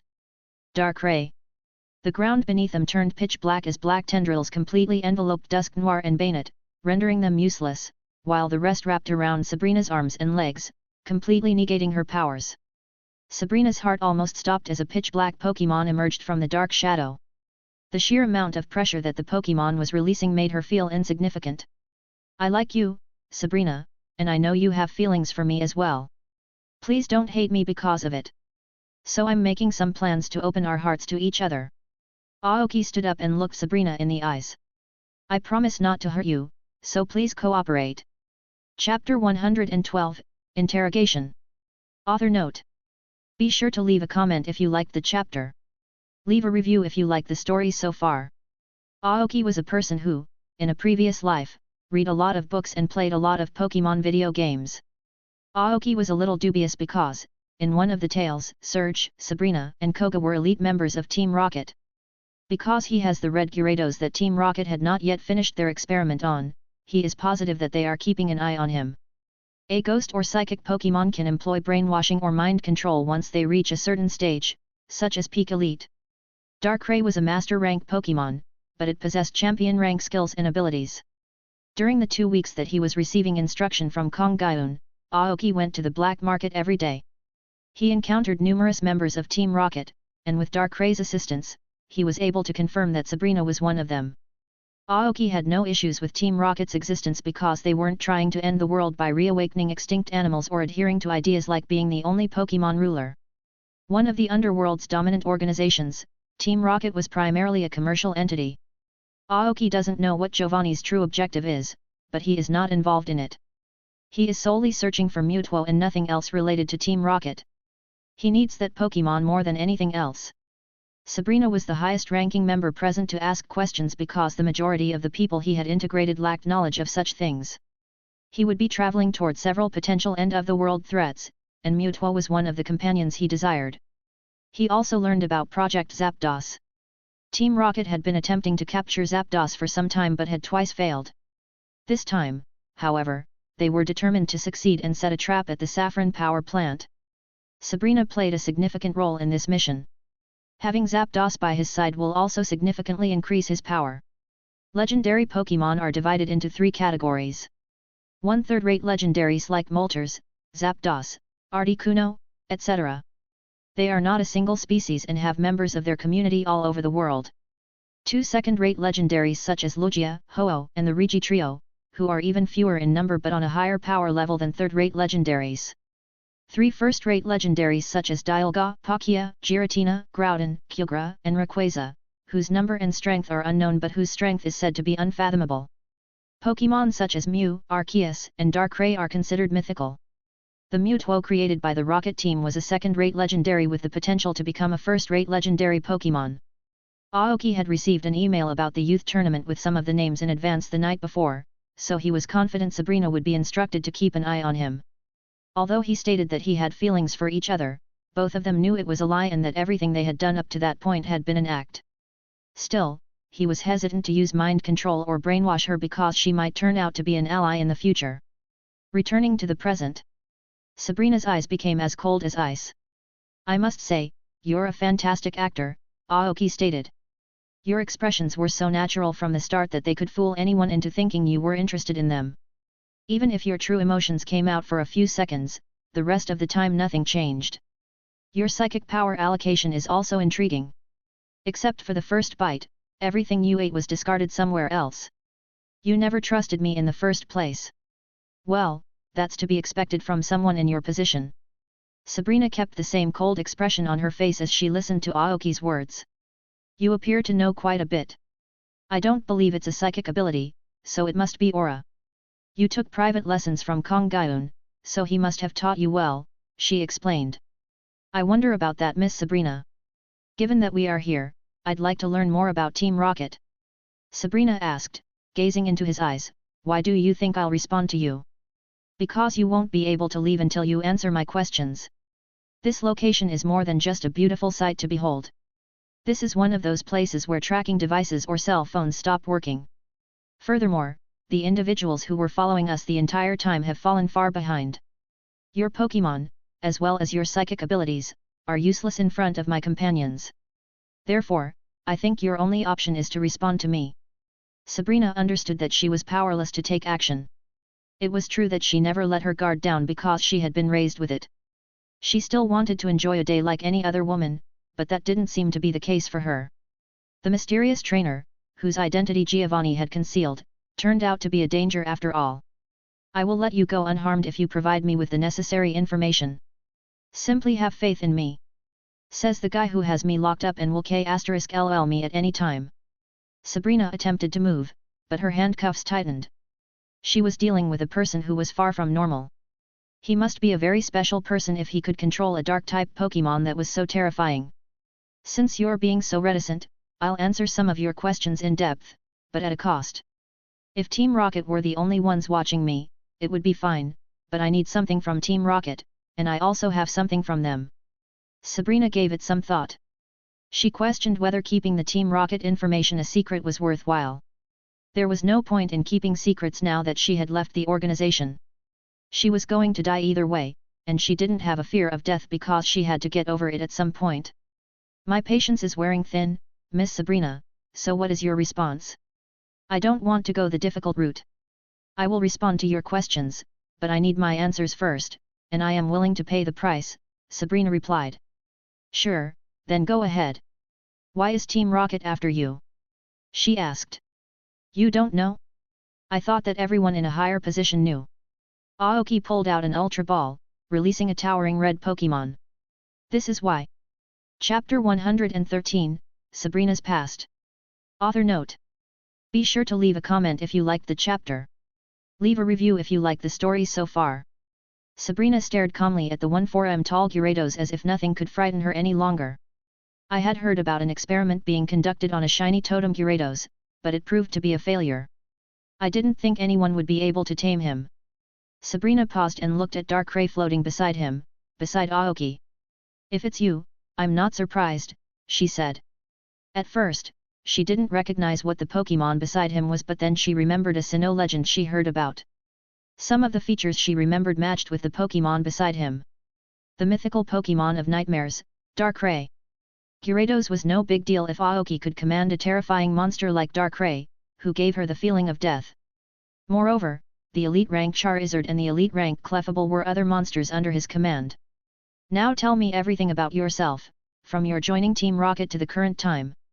Don't forget to mention Project Zapdos and Project Mutwo.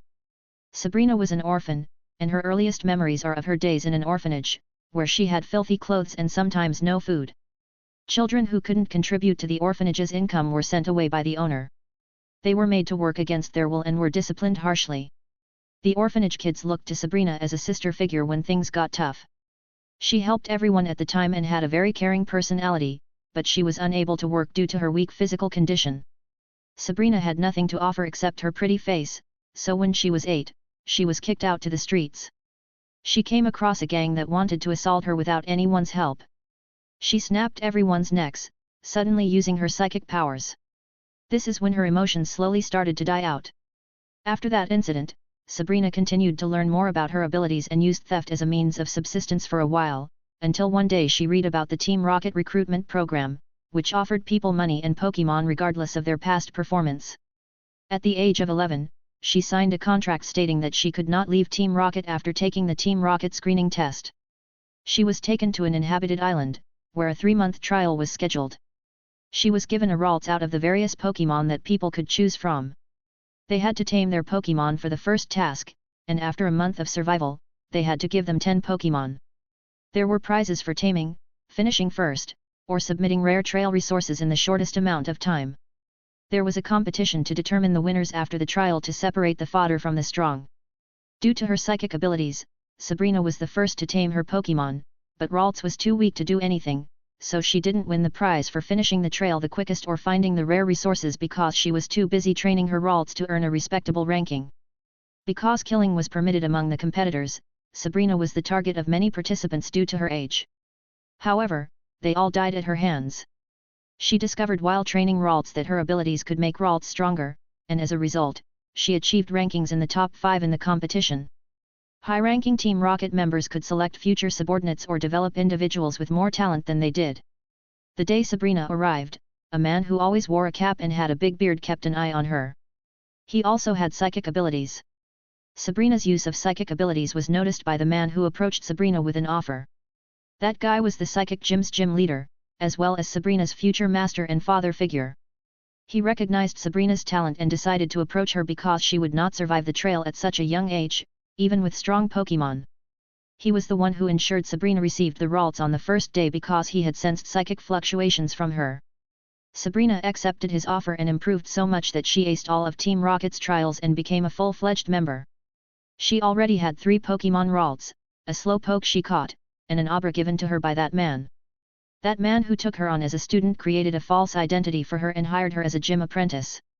It was during that time, Team Rocket found the genes of the mythical Pokémon Mew and began to create an artificial Pokémon based on them.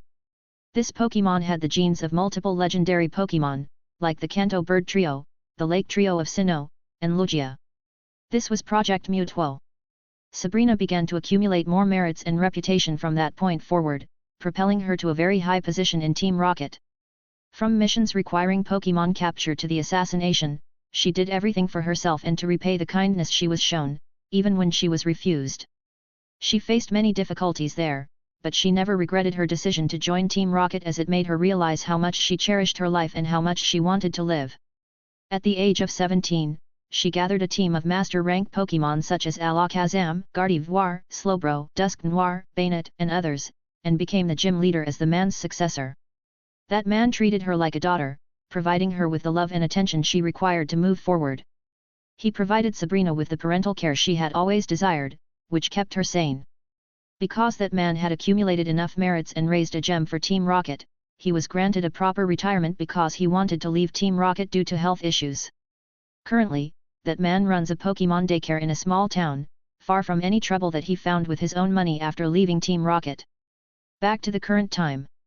Just a month before, this project had reached its final stage, with the Pokémon ready to fight.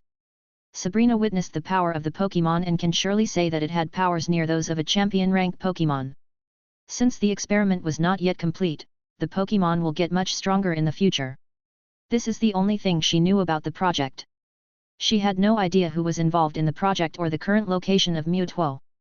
This is where Project Zapdos comes in. Although Team Rocket had obtained the genes for the bird trio, owning one of them was a different story. They had figured out how to summon and capture Zapdos.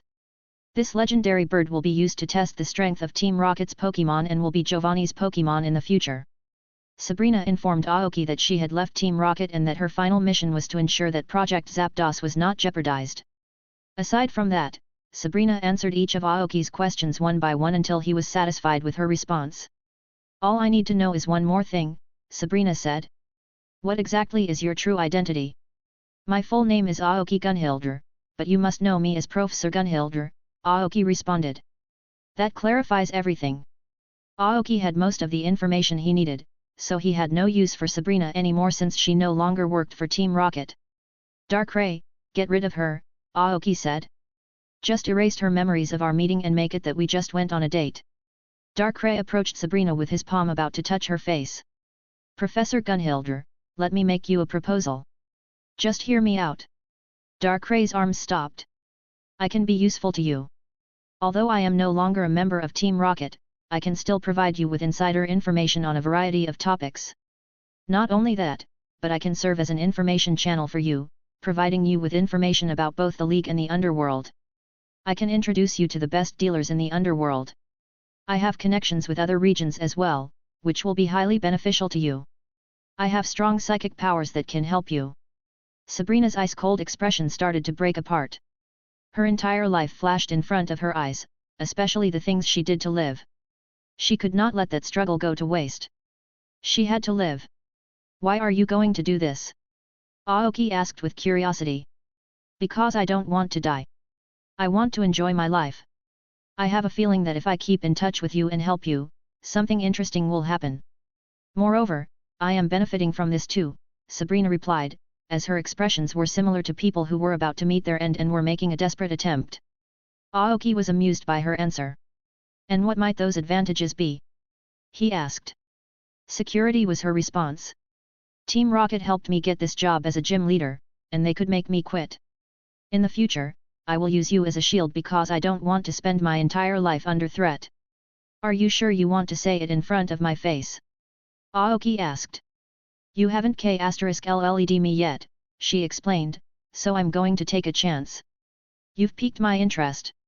Because you provided me with so much information, I am willing to give you a chance." Aoki approached Sabrina and gripped her chin. "Work for me, Sabrina. Swear your allegiance to me. I will provide you with the security you require." Sabrina's restraints were released, but she did not flee. "Let's work together," Aoki said, holding out his hand, which Sabrina shook. "As your first task, I need every detail about Project Zapdos by tomorrow. But keep in mind, if our conversation or anything you know about me becomes public, I will know it was you and will make death seem peaceful to you. I'll remember that. Can I leave now?" she asked, calling out to Alakazam. "You may leave," Aoki said simultaneously, motioning for Darkrai to follow her. Chapter 114, Insanity. Sabrina, Life and Death. "I want to live. I will do anything to live. Ever since I was a child, I desired a life of comfort, without worry, but it seemed like it was not in my luck. I did everything that would make me live a life I deem as comfortable. People coming after me? Kill them. Complete the mission to get rewards? Go to any lengths to do them. Are emotions getting in the way? Kill those emotions. Don't like to talk? Don't talk." At one point I felt like I stopped becoming a normal human because I didn't feel the same emotions as others. I was glad that I had stopped fearing death. During this process, I found out the importance of money and connections. The job I did provided me with resources to lead a comfortable life, but if they earn the resources the risk was high. The only person I could rely on was myself, and how much power can my Pokémon bring out?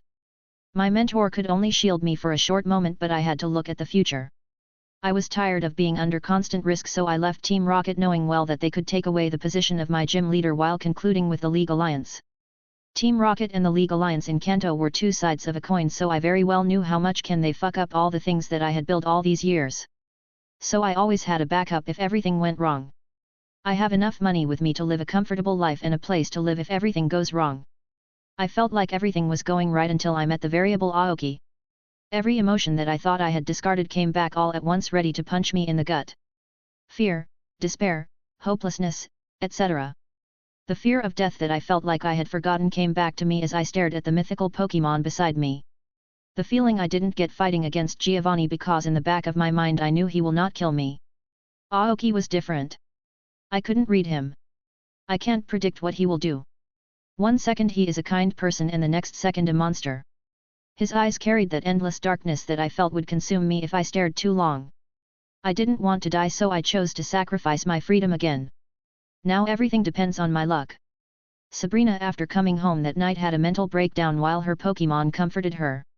Sabrina's Pokémon shared a deep bond with her, so knew what was going on with her. They were ashamed for not being able to protect her. She knew that she was not getting scot-free this time, and most probably the mythical Pokémon was still around here observing her. She was right, as Darkrai was indeed observing her. She was a psychic and had the potential to become a great ally to Aoki. He wanted to pull her to their side as well. Since Darkrai had started to get back his control over the energy of chaos, a lot of the powers he previously had started to come back. Like emotion manipulation. Although Aoki didn't instruct him, he was going to make sure that Sabrina could not betray Aoki and make her devoted to him.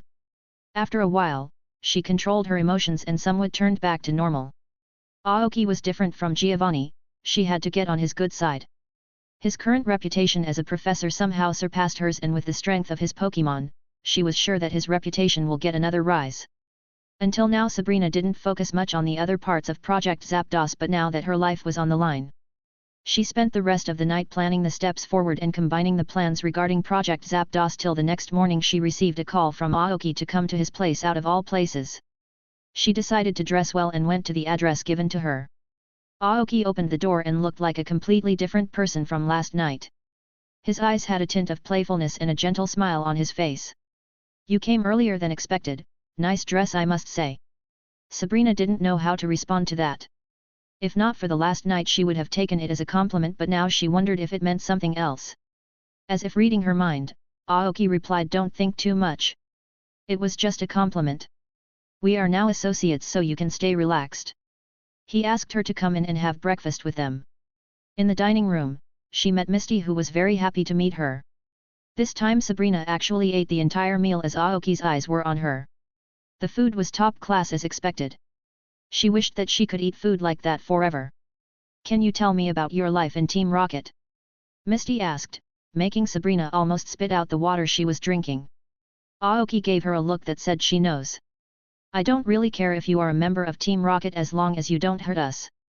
At least Team Rocket is better than those cults I hear about."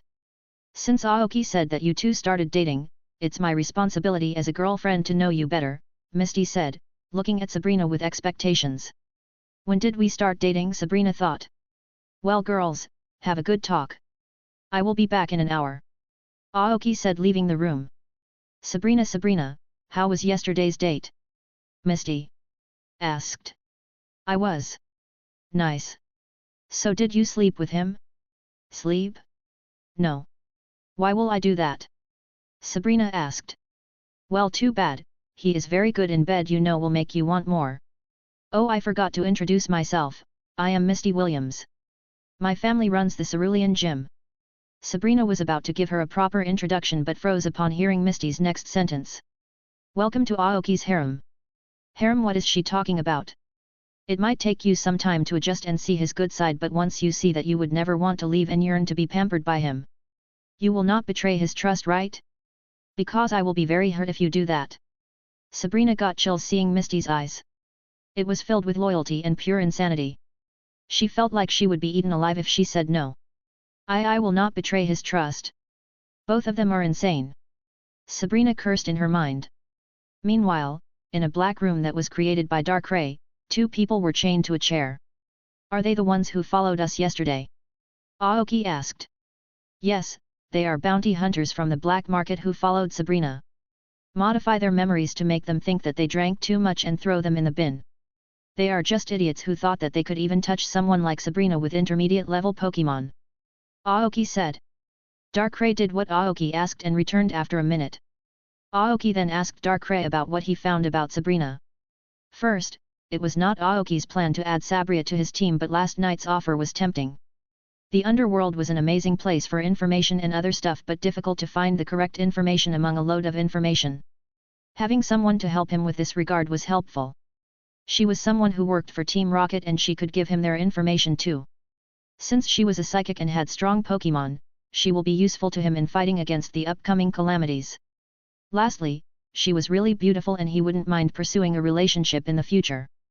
That aside, Darkrai told Aoki what he found about Sabrina and agreed that keeping her close will be beneficial. Now then, give me the report I asked for, Aoki asked Sabrina. Misty was told about the Youth Cup, so she went outside to train, immediately leaving Aoki and Sabrina alone. From start to finish, Sabrina described the plan that Team Rocket will execute 2 days from now. The person who is responsible for luring Zapdos and keeping him busy was Executive Luther. If he can defeat Zapdos, he shall carry out the capture. But the main objective remains to keep Zapdos busy till Giovani arrives. Sabrina warned Aoki that Giovani had 2 champion-rank Pokémon under his command and had a team of elite-level Pokémon. If it was before, Aoki would not dare to confront Giovani, but since he had a team of elite Pokémon, he was sure that he would not go down so easily. There were 2 main objectives he had for interfering in this mission. First was getting Zapdos, or getting some benefits for saving Zapdos if he was successful. The second was meeting and assessing the power of Mutwo and having Darkrai plant the seeds of doubt in him to rebel against Giovani. What is your role in this? Aoki asked. I am tasked with making sure that outsiders don't interfere in the mission. Since you will be making move, I will pretend that I was defeated by you. Sabrina said. Can I ask something? What? Why did you refer to me as your girlfriend to Misty? Sabrina asked. Is that something bad? Wouldn't that be perfect for you to blend in with our group? Aoki replied. Moreover, since you are working with me, I will not treat you poorly as long as you don't betray me, so don't be worried. Aoki continued. Aoki gave Sabrina a list of information he needed from the black market, like the best shops to buy and sell Pokémon, evolution stones, materials, etc. If you need any kind of help, just contact me. Chapter 115, The Legendary Zapdos. Author note. Be sure to leave a comment if you liked the chapter. Leave a review if you like the story so far. Moltres, Zapdos, and Articuno are the 3 legendary birds of the Kanto region that maintain the balance in nature. There are some ways that can be used to challenge the legendary birds to a fight. First is entering their domain and challenging them. Second, if the birds find someone worthy, they will appear before him. And the last is summoning the birds through their feathers. Saffron City Power Plant, midnight. The entire power plant was surrounded by people wearing black clothes and face masks. Each of them had AR symbol on their clothes written in red color. The area that was usually in darkness was illuminated by the poles of light that were set up for the mission. The environment could be said slightly tense as people had various reactions to this mission. Some were excited as they would get to see the legendary bird Zapdos, some were scared for their lives, while some were thinking about the benefits of the mission being successful. There were various psychic and ghost Pokémon present there, acting as radars or escape routes in case of emergency. At the tallest structure of the power plant, a yellow feather could be seen around which a lot of wires were wrapped. From inside the power plant a man walked out slowly with his hands in his pocket. He wore a long brown coat that reached his knees as a face mask, not so different from the other grunts. He was Luther, an executive of Team Rocket and one of its core members. The man was around 6'5" with short silver hair covering one of his eyes. By his face, he was in his 30s and carried a heavy presence. Behind him walked Iridon, released a very threatening presence. Sir, all the preparations are done, we can start any moment, reported one grunt. Good, start immediately, Luther said with a deep voice that matched his appearance. But there was something that nobody could sense or see. A little far away from the power plant was Aoki standing on Pidgeot watching everything. With the power of Darkrai, he had completely blended with the dark sky and was literally invisible to anyone. Roar! 5 large Gyarados gave a loud roar as they started using Rain Dance. A group of 10 Fearows and Pidgeots used Hurricane while a group of Electric-type Pokémon started using Thunder to start a thunderstorm. Within a few minutes, the entire area was enveloped in a thunderstorm with lightning crackling in the clouds. One Team Rocket member pressed a button and all the electricity of the power plant was transferred to the yellow wing. At the same time, all the electric Pokémon started using their strongest attacks on the wing. Instantly almost half of Saffron City got enveloped in darkness as the sky got darker as some people got chills down their spine. "It's here," muttered Luther as he looked at the sky. Boom! With a loud explosion that would burst out a person's eardrums, lightning fell on the feather from the sky as the glasses in the power plant shattered. Kaa! With a peculiar cry, the part of the sky illuminated as a yellow bird appeared near the power plant, releasing an aura and making almost half of the people and Pokémon present drop on the floor.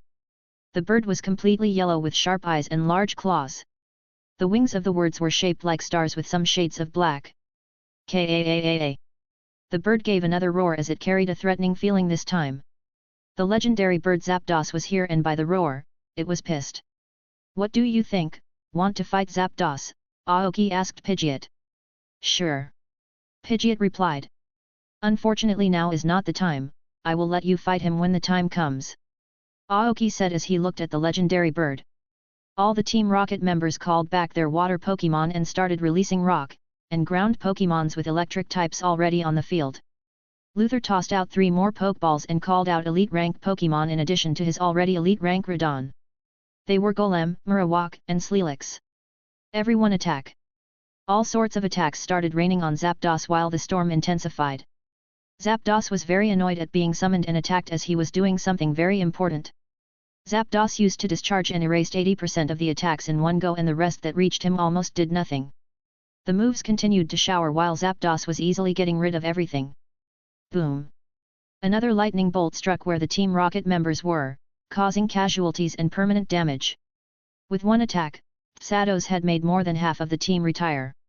Squad 1 stay, Squad 2-3-4 retreat, Squad 5 enter the power plant to put the line back on. "I don't want interference," Luther commanded as psychic Pokémon started teleporting away, leaving only around 10 men to fight Zapdos. There were Pokémons like Vileplume, Espeon, Kadabra, Venusaur, Vileplume, Hypno, Umbreon, Flareon, Machamp, Scizor, Onix, etc. fighting Zapdos. Zapdos was very fast and his attacks were lethal. But seeing Zapdos, Aoki reached the conclusion that Zapdos was weaker than expected. Its energy and powers were constantly fluctuating, which was not a good sign. The attacks that were hitting hard were now getting weaker. Luther saw this too and had a smile. "Seems like the chance is perfect." Steelix Dragon Breath, Golem Fire Blast, Radon Stone Edge, Crobat Shadow Ball, Marowak Bone Rush. Seeing that things have taken an unexpected turn that was in his favor, Luther decided to step in and do his part. The problem with Saffron City's power line was dealt with, so people will not come to investigate. The clouds were already crackling with an occasional lightning strike due to Zapdos, so people would assume that it was due to that. Moreover, there were people like Sabrina who would ensure that there was no interference in the fight. If a trainer decided to intervene, Luther could easily deal with them. The birth of a Pokémon was a very interesting topic among researchers. There were many methods by which a Pokémon was born. The first method was when 2 parents mate and the female lays an egg. Almost all Pokémon communities followed this method, but there were some exceptions. Genderless Pokémon like the Metagross line and Magnemite line produced offspring by dividing their energy and body. They use this method to evolve too. Megamite divides its body into 3 equal parts and combines with them to form Magneton. Ghost Pokémon like Ghastly are born from the souls of dead Pokémon and humans or a place full of dead bodies. Pokémons like Coughing and Grimer are born naturally where garbage or industrial wastes are dumped. The most mysterious of offspring being born is the legendary and mythical Pokémon. This topic was totally unknown, but a researcher around 10 years ago found that Articuno had given birth to a new offspring without the help of any mates. Although they are born from eggs, the parent Pokémon sacrifices a significant part of their strength to give birth, unlike normal Pokémons that only get a minor weakened state. Seeing the Zapdos, both Aoki and Luther reached the same conclusion that Zapdos had already given birth and was in a weakened state. If it had not given birth, it would not have appeared in front of them. And Pokémon like Zapdos can regain some strength from a large amount of electricity, so the bait of the power plant was perfect. Luther was completely prepared to catch Zapdos this time, as owning a legendary Pokémon was a very big thing for him and his organization. He was well prepared for the battle. Grass Pokémons like Venusaur and Psychic Pokémons like Kadabra were trying to bring down Zapdos to the ground and putting them to sleep, not letting them escape, while the other Pokémons like Onix, Enradon, Golem, Onix, Machamp were responsible for damaging Zapdos. The battle continued as Zapdos slowly started losing his advantage in the battle. As Zapdos was fighting away from the power plant, Team Rocket members in the power plant set up a device aimed at Zapdos. Zapdos' energy started falling from champion rank to master rank, but the endurance of a champion body made him hold on. Boom! Zapdos crashed to the ground as Sleelix slammed his tail against Zapdos. In an instant, the grass-type Pokémons fired Solar Beam at the fallen Zapdos, while Psychic Pokémon tried to put her to sleep. Crobat used X-Scissors, creating large cuts over the body of Zapdos, and flew away before Zapdos' attack could hit. Steelix's tail threw Zapdos like a ragdoll. Again Golem hit him with a rollout followed by self-destruct, ending the battle. KAAA. The legendary Pokémon Zapdos was defeated. Don't stop using sleep powder and hypnosis, we can't fail here, Luther ordered, calling back the Pokémons that were out of service. The Psychic Pokémon teleported some wired rods near Zapdos that were stuck to the ground around Zapdos, creating a very strong magnetic field. Zapdos could not move anymore and was completely defeated. She was boiling with anger but could not do anything. She felt his consciousness fade away as regret flashed in his eyes. Without him, her child that would be born would be vulnerable to predators and at worst would not survive a few days. After coming here, Zapdos knew that it was an ambush as there were a large number of Pokémons there. Even in the phase of weakness, Zapdos' pride as a legendary did not allow her to run away. If he was not weakened, she would have fried every creature present there. Responding to the call of challenge from the feather, her desire to quickly gain back power and her pride led to his doom. Seems like you are in pinch, I can help you. A menacing deep voice rang inside Zapdos' head, but she could not sense anyone nearby. I know the people who have defeated you, with them, you should forget ever seeing the light again, as you will be used as a mere lab rat. I can help you safely get back to your nest, but that would come at a cost, the deep voice said. At that moment, Zapdos had completely abandoned her pride as wanted to survive more than anything else. Who are you? Zapdos asked. I am someone who was forgotten with the passage of time. What is important is that now I serve someone that can save you and guarantee your safety, but with a price, the deep voice said. What do you want? If your master is a human, I can give him wealth or treasure I collected over the years, but I will not offer him myself or my offspring, Zapdos said. Alright, but my master has an additional demand. What? He needs a favor from you when the time comes, of course, if would be something within the scope you can give him. I agree, Zapdos said. Well then, take a good sleep, by the time you wake up, everything will be done, Darkrai said. He used Dark Void, completely putting Zapdos to sleep. The talk only took around a minute, which was enough for Team Rocket members to catch their breath. Dark Void is the strongest move for putting targets to sleep that can be only used by Darkrai. After verifying that Zapdos was asleep, Luther threw an Ultra Ball, successfully capturing Zapdos, but before he could celebrate, the Ultra Ball was dragged into its shadow and disappeared. Luther widened his eyes with shock. There was no way a ghost Pokémon could enter the area undetected in the presence of so many psychic Pokémons. Wah! Boom! A hyper beam so strong hit the Pokémons that most of them fainted, leaving only a few Pokémons like Machamp, Steelix, Venusaur, Radon, Crobat, Scizor, and Umbreon. Luther was thrown away a few meters from the explosion and was caught and saved by Crobat. But the other members were not so lucky and got into the range and became unconscious from injuries. Bang! Bang!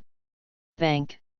One by one the poles of light that were used to illuminate the area exploded, leaving the only source of light the flames from battle and the devastating hyper beam. Flap! Flap! At that moment, a human riding on a golden Pidgeot landed near the place where the Zapdos once rested as an Ultra Ball appeared in his hand from the shadows. His blue eyes looked at Luther, who was gritting his teeth in anger and frustration. It was clear that the guy in front of him was the one who ruined his perfect mission. His hard work was in the hands of a third party, but everything would be resolved if he got rid of the guy in front of him. Chapter 116, Giovani. The clouds in the sky had started clearing, with the moonlight slightly illuminating the battlefield. The situation had gotten very tense as Luther stared daggers at Aoki. Everything was going according to plan, but someone had to interfere. Who are you? Do you know who you are messing with? Me? I am just a passerby trainer who was tempted to own a legendary Pokémon. Thanks for the work as I don't have to take it down. Aoki's voice reverberated on the battlefield, making Luther clench his fist. Zapdos had already done enough damage, and having someone new interfere was a very negative thing. Darkrai put all the Team Rocket members to sleep and dragged down all the machines Team Rocket brought along with the wired magnetic poles into your dimension. I will need them later on. Hearing Aoki's answer to his question, Luther's fuse was about to burst out, but he didn't make a rash decision. No matter what it was, one can never be too cautious.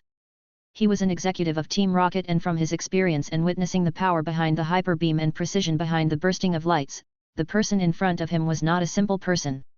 All the psychic and ghost Pokémon had been out of bounds. The one that he has is for emergencies, so he would not take it out casually. Putting his hand into his pockets, he pressed a button sending a signal of emergency. Till then he has to hold on. What is Sabrina doing? I knew we shouldn't trust her after she left Team Rocket. Radon Earthquake. Steelix Stone Edge and Sandstorm. Crobat stay near me and use Sludge Bomb and Shadow Ball. Machamp Close Combat. Umbreon Dark Pulse. Scizor X Scissors. Marowak Focus Blast. Luther commanded the Pokémon present there. Most of the Pokémon he owned were in elite ranking, making him a pretty strong trainer worthy of being a Team Rocket executive. Aoki pressed all the Pokeballs in his belt and released his Pokémon. Gyarados attack Steelix. Gyarados, after seeing the Team Rocket logo, was engulfed in anger, remembering the past trauma. Victory Bell attack Radon and Marowak. Shelgon attack Scizor. Pidgeot attack Crobat. Charizard attack Machamp. Nidoking attack Umbreon. Clefable aid everyone. Luther's face became grim seeing the Pokémon of Aoki. Although he could not say the rank of a Pokémon from looking, he could somewhat guess from the level of danger he felt from them. All the Pokémon Aoki released were stronger than his force. From the giant red Gyarados, everything was clear to Luther regarding Aoki's identity. So he tamed the Berserk Gyarados after all. 10 minutes had passed since the battle started between Executive Luther and Aoki. Even with a type disadvantage, the battle between elite Pokémons cannot end so fast. Aoki had linked all his Pokémon with Dark Aura, which was pretty exhausting, but the power boost was worth it. Even at elite rank, there was a huge difference between low elite and peak elite Pokémon. Aoki's were at the low elite while Luther's were at the medium elite, but with Aura they even rival peak elite stage Pokémon.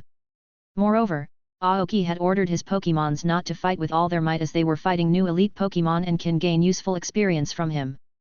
Aoki had no intention to kill any Pokémon or Rocket members present there, as they were not doing anything to him. Although Aoki's Pokémon should have a disadvantage, due to their dark aura they were anomalies in nature. Luther's Pokémons were very good at cooperation. Even in Steelix's Sandstorm, the people cooperated perfectly. Aoki looked at the time and thought that it was enough. Everyone increase your pace. Aoki commanded, further shocking Luther. All the information Luther received about Aoki turned out to be severely outdated. All the Pokémons of Aoki released their restraints, which increased their strength by a level. Boom! Boom! Boom! Large explosions rang as Aoki's Pokémon started using their large moves. Gyarados' Dragon Dance boost Hydro Pump, Blizzard, and Fire Blast hit Steelix, defeating him. Victory Bell's Leaf Blade and Point Rank Solar Beam finished Radon. Sheldon's Dragon Dance boosted Dragon Pulse and finished Scizor. Nidoking thrashed Umbreon with Earth Power and Focus Punch. Pidgeot finished Crobat with consecutive Hyper Beam and Giga Impact, which should not be possible normally. Clefable used Gravity to make the opponent's Pokémon unable to move and take a direct hit from Aoki's Pokémon. Finally, Charizard finished Machamp with Fire Blast and Flamethrower. Darkrai was done with his work while Clefable stood beside Aoki. Something will happen within a few seconds. Darkrai gave a mental command to Aoki. Get to work, Darkrai. Darkrai went into the shadow of Luther and put him to sleep while Clefable pressed the Pokeballs, making all the Pokémon return, and finally gathered all the Rocket members in one place. Just as they were done, Aoki's senses picked something, as everything within that place was frozen by a very strong psychic field. At once all the Rocket members were teleported away from that space. The person I was waiting for is finally here. Clang! Clag! The sound of metallic objects rubbing against each other reverberated in the area. A fairly tall man wearing a black suit and a black mask walked toward the battlefield without any worry in the world. He wore weird futuristic glasses shaped like a disc around his eyes, while the rest of his face was covered by a face mask, making him unrecognizable. He had a presence of oppression and mystery around him. Behind him walked two Pokémon releasing a very frightening aura. The first was a 2-meter-tall bipedal Pokémon that was using the psychic field. The Pokémon was clad in battle armor with many wires sticking out of it. It was Mewtwo, a second-rate legendary Pokémon created by Team Rocket that has the potential to reach first-tier legendary from the genes of Mew and several other legendary Pokémons.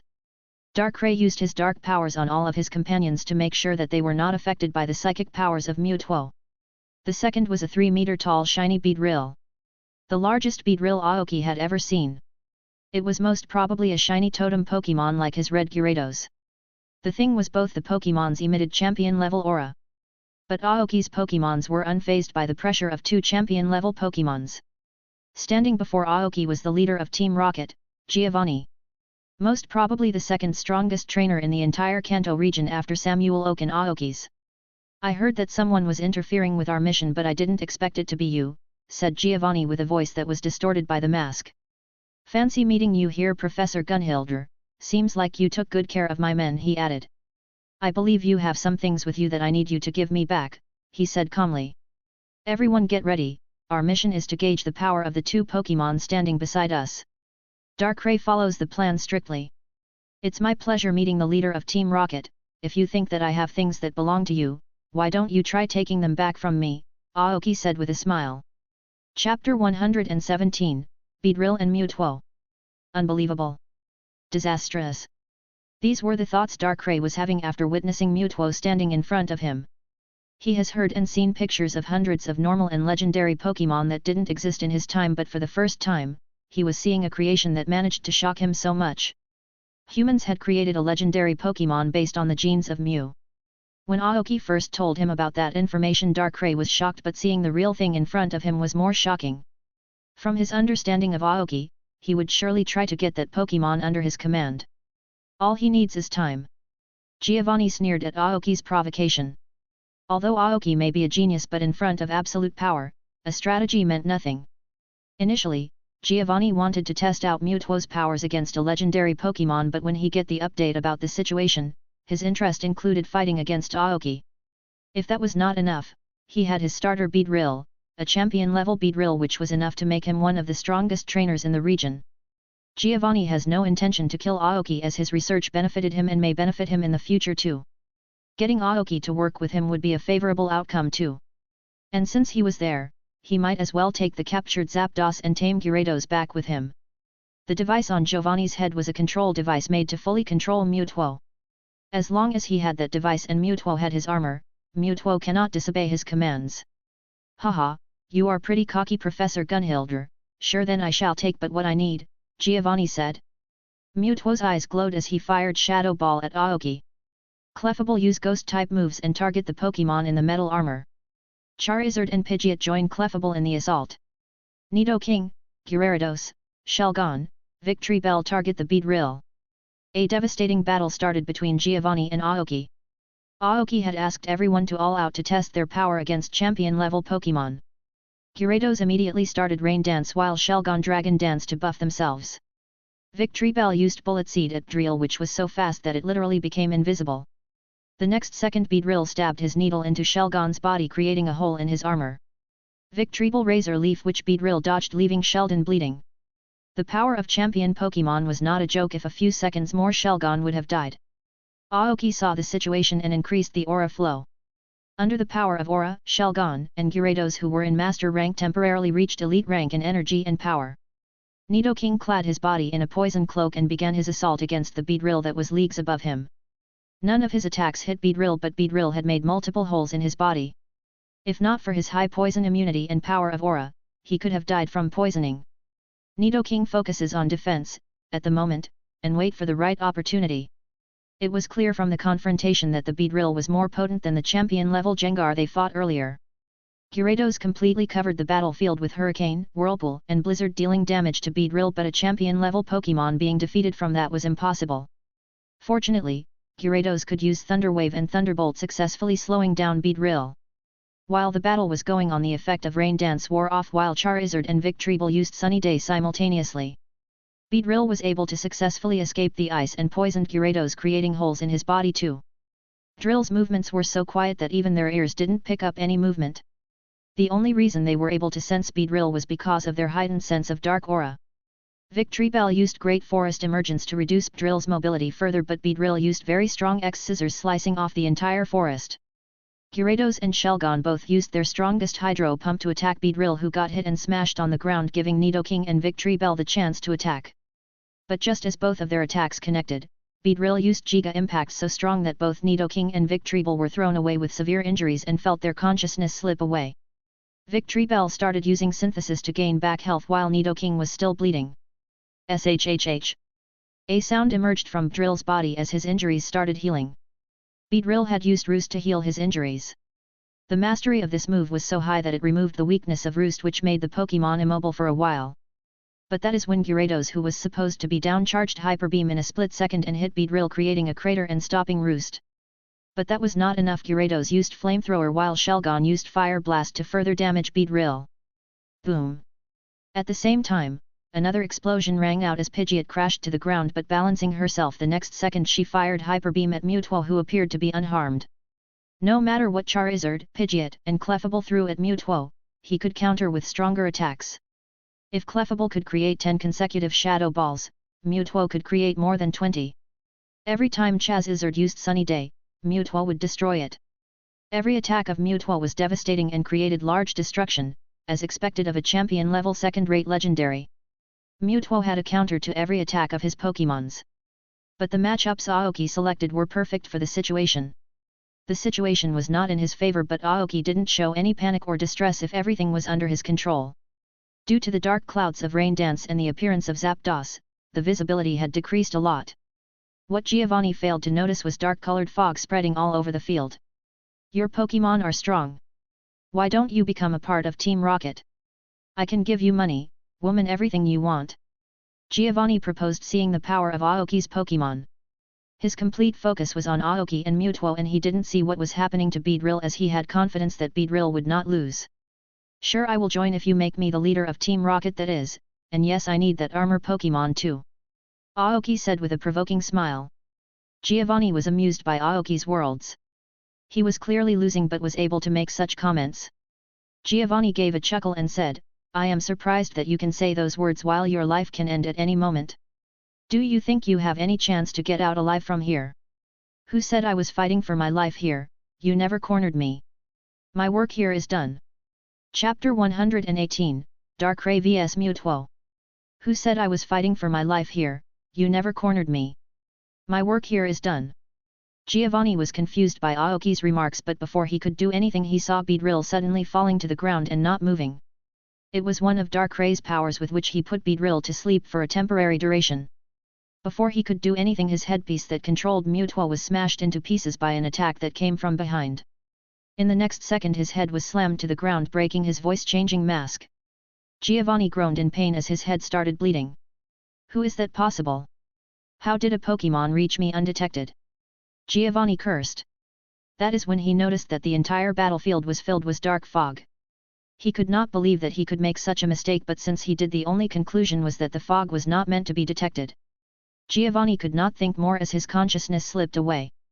Mewtwo stopped his movements as he stopped receiving instructions, but his eyes always followed the invisible figure. Aoki was about to command his Pokémon to attack, but he received a mental message from Darkrai not to do anything. Boom! A dark-type attack assaulted Mewtwo, but a strong psychic barrier formed around him, completely blocking the attack. Crack! The barrier cracked as a pitch-black arm grabbed Mewtwo's face and released dense dark-type energy. Boom! Mewtwo snapped his finger as dense gravitational energy pushed away simultaneously using multiple electro balls. Darkrai responded back with Fire Blast, causing another loud explosion. Mewtwo condensed multiple shadow balls and sent them at Darkrai, but all of them were sliced apart from the middle by Darkrai. Mewtwo pointed and joined his hands and sent a condensed beam of ice at Darkrai, but it passed through his body as if it was permeable. Seeing that it didn't work, Mewtwo used more strong attacks like Solar Beam, Flamethrower, and Hyper Beam, which Darkrai responded with equally strong attacks or dodging his attacks. Darkrai condensed an orb of dense dark-type energy and sent it at Mewtwo, could respond with a strong psychic attack, but Mewtwo lost the confrontation and took a lot of damage as his armor got broken into pieces, revealing his true figure. It was a bipedal, humanoid Pokémon with some feline features. It is primarily grey with a long, purple tail. On top of its head are two short, blunt horns, and it has purple eyes. A tube extends from the back of its skull to the top of its spine, bypassing its neck. It has a defined chest and shoulders, which resemble a breastplate. The 3 digits on each hand and foot have spherical tips. Its tail is thick at the base but thins before ending in a small bulb. As the armor was now broken, champion-level energy washed over everyone, but it failed to intimidate any of Aoki's Pokémon. Mewtwo used Recover as his injuries started to heal rapidly. He started at Darkrai but didn't do anything. Are you really going to work for a person that is just using you as nothing more than a tool? Darkrai's voice rang inside Mewtwo's head as his body stiffened. Think for yourself, find out who you are. Work with us, we shall give you the power and the respect you deserve, we will help you to realize the reason for your existence. You have the potential to stand at the top of the world, but the people you are with can never give you that place. Darkrai kept repeating his words directly into Mewtwo's head. I will think about it. Mewtwo's voice reached everyone. Mewtwo stared at the invisible figure for a few seconds and gave Aoki a last look before teleporting away, taking Giovani and Beedrill with him. Aoki planned to take Mewtwo from Giovani in the confrontation, but it seems like it wasn't possible now. Still, he isn't disappointed as he gained something noteworthy. What do you think, Darkrai? Aoki asked, calling everyone back except Charizard. My presence was detected the moment he appeared, as expected of a species having Mew's genes. As of now, I cannot defeat the Pokémon. Darkrai said. Don't worry about it, I got what I needed from this mission. I am sure we will have our chance in the future. Let's leave this place for now as people might come soon. Aoki left the area on Charizard's back and landed on an open field far away from Saffron City. This fight was a learning lesson for him too. Although his Pokémon received a boost from Dark Aura, it was not enough to take down champion rank Pokémon. He had to hurry up as all his future enemies are going to be way stronger than that. Aoki had to make Gyarados, Shelgon, and Darkrai reach elite rank as soon as possible. Now that Aoki has confirmed that Mewtwo has been successfully created and the seeds of doubt have been planted, he just needs to wait. Aoki called out all his Pokémon and fed them some potions as the regeneration from Dark Aura kicked in. Clefable got to work and started to heal the others, especially Shelgon and Gyarados, who had taken the largest injuries. I really need to get another healer on my team, Aoki thought. First of all, good job in today's battle, everyone. All my expectations were fulfilled. Today's battle should be a great lesson for you all fighting against champion-level Pokémon. You should all have realized the power you must reach to face our enemies.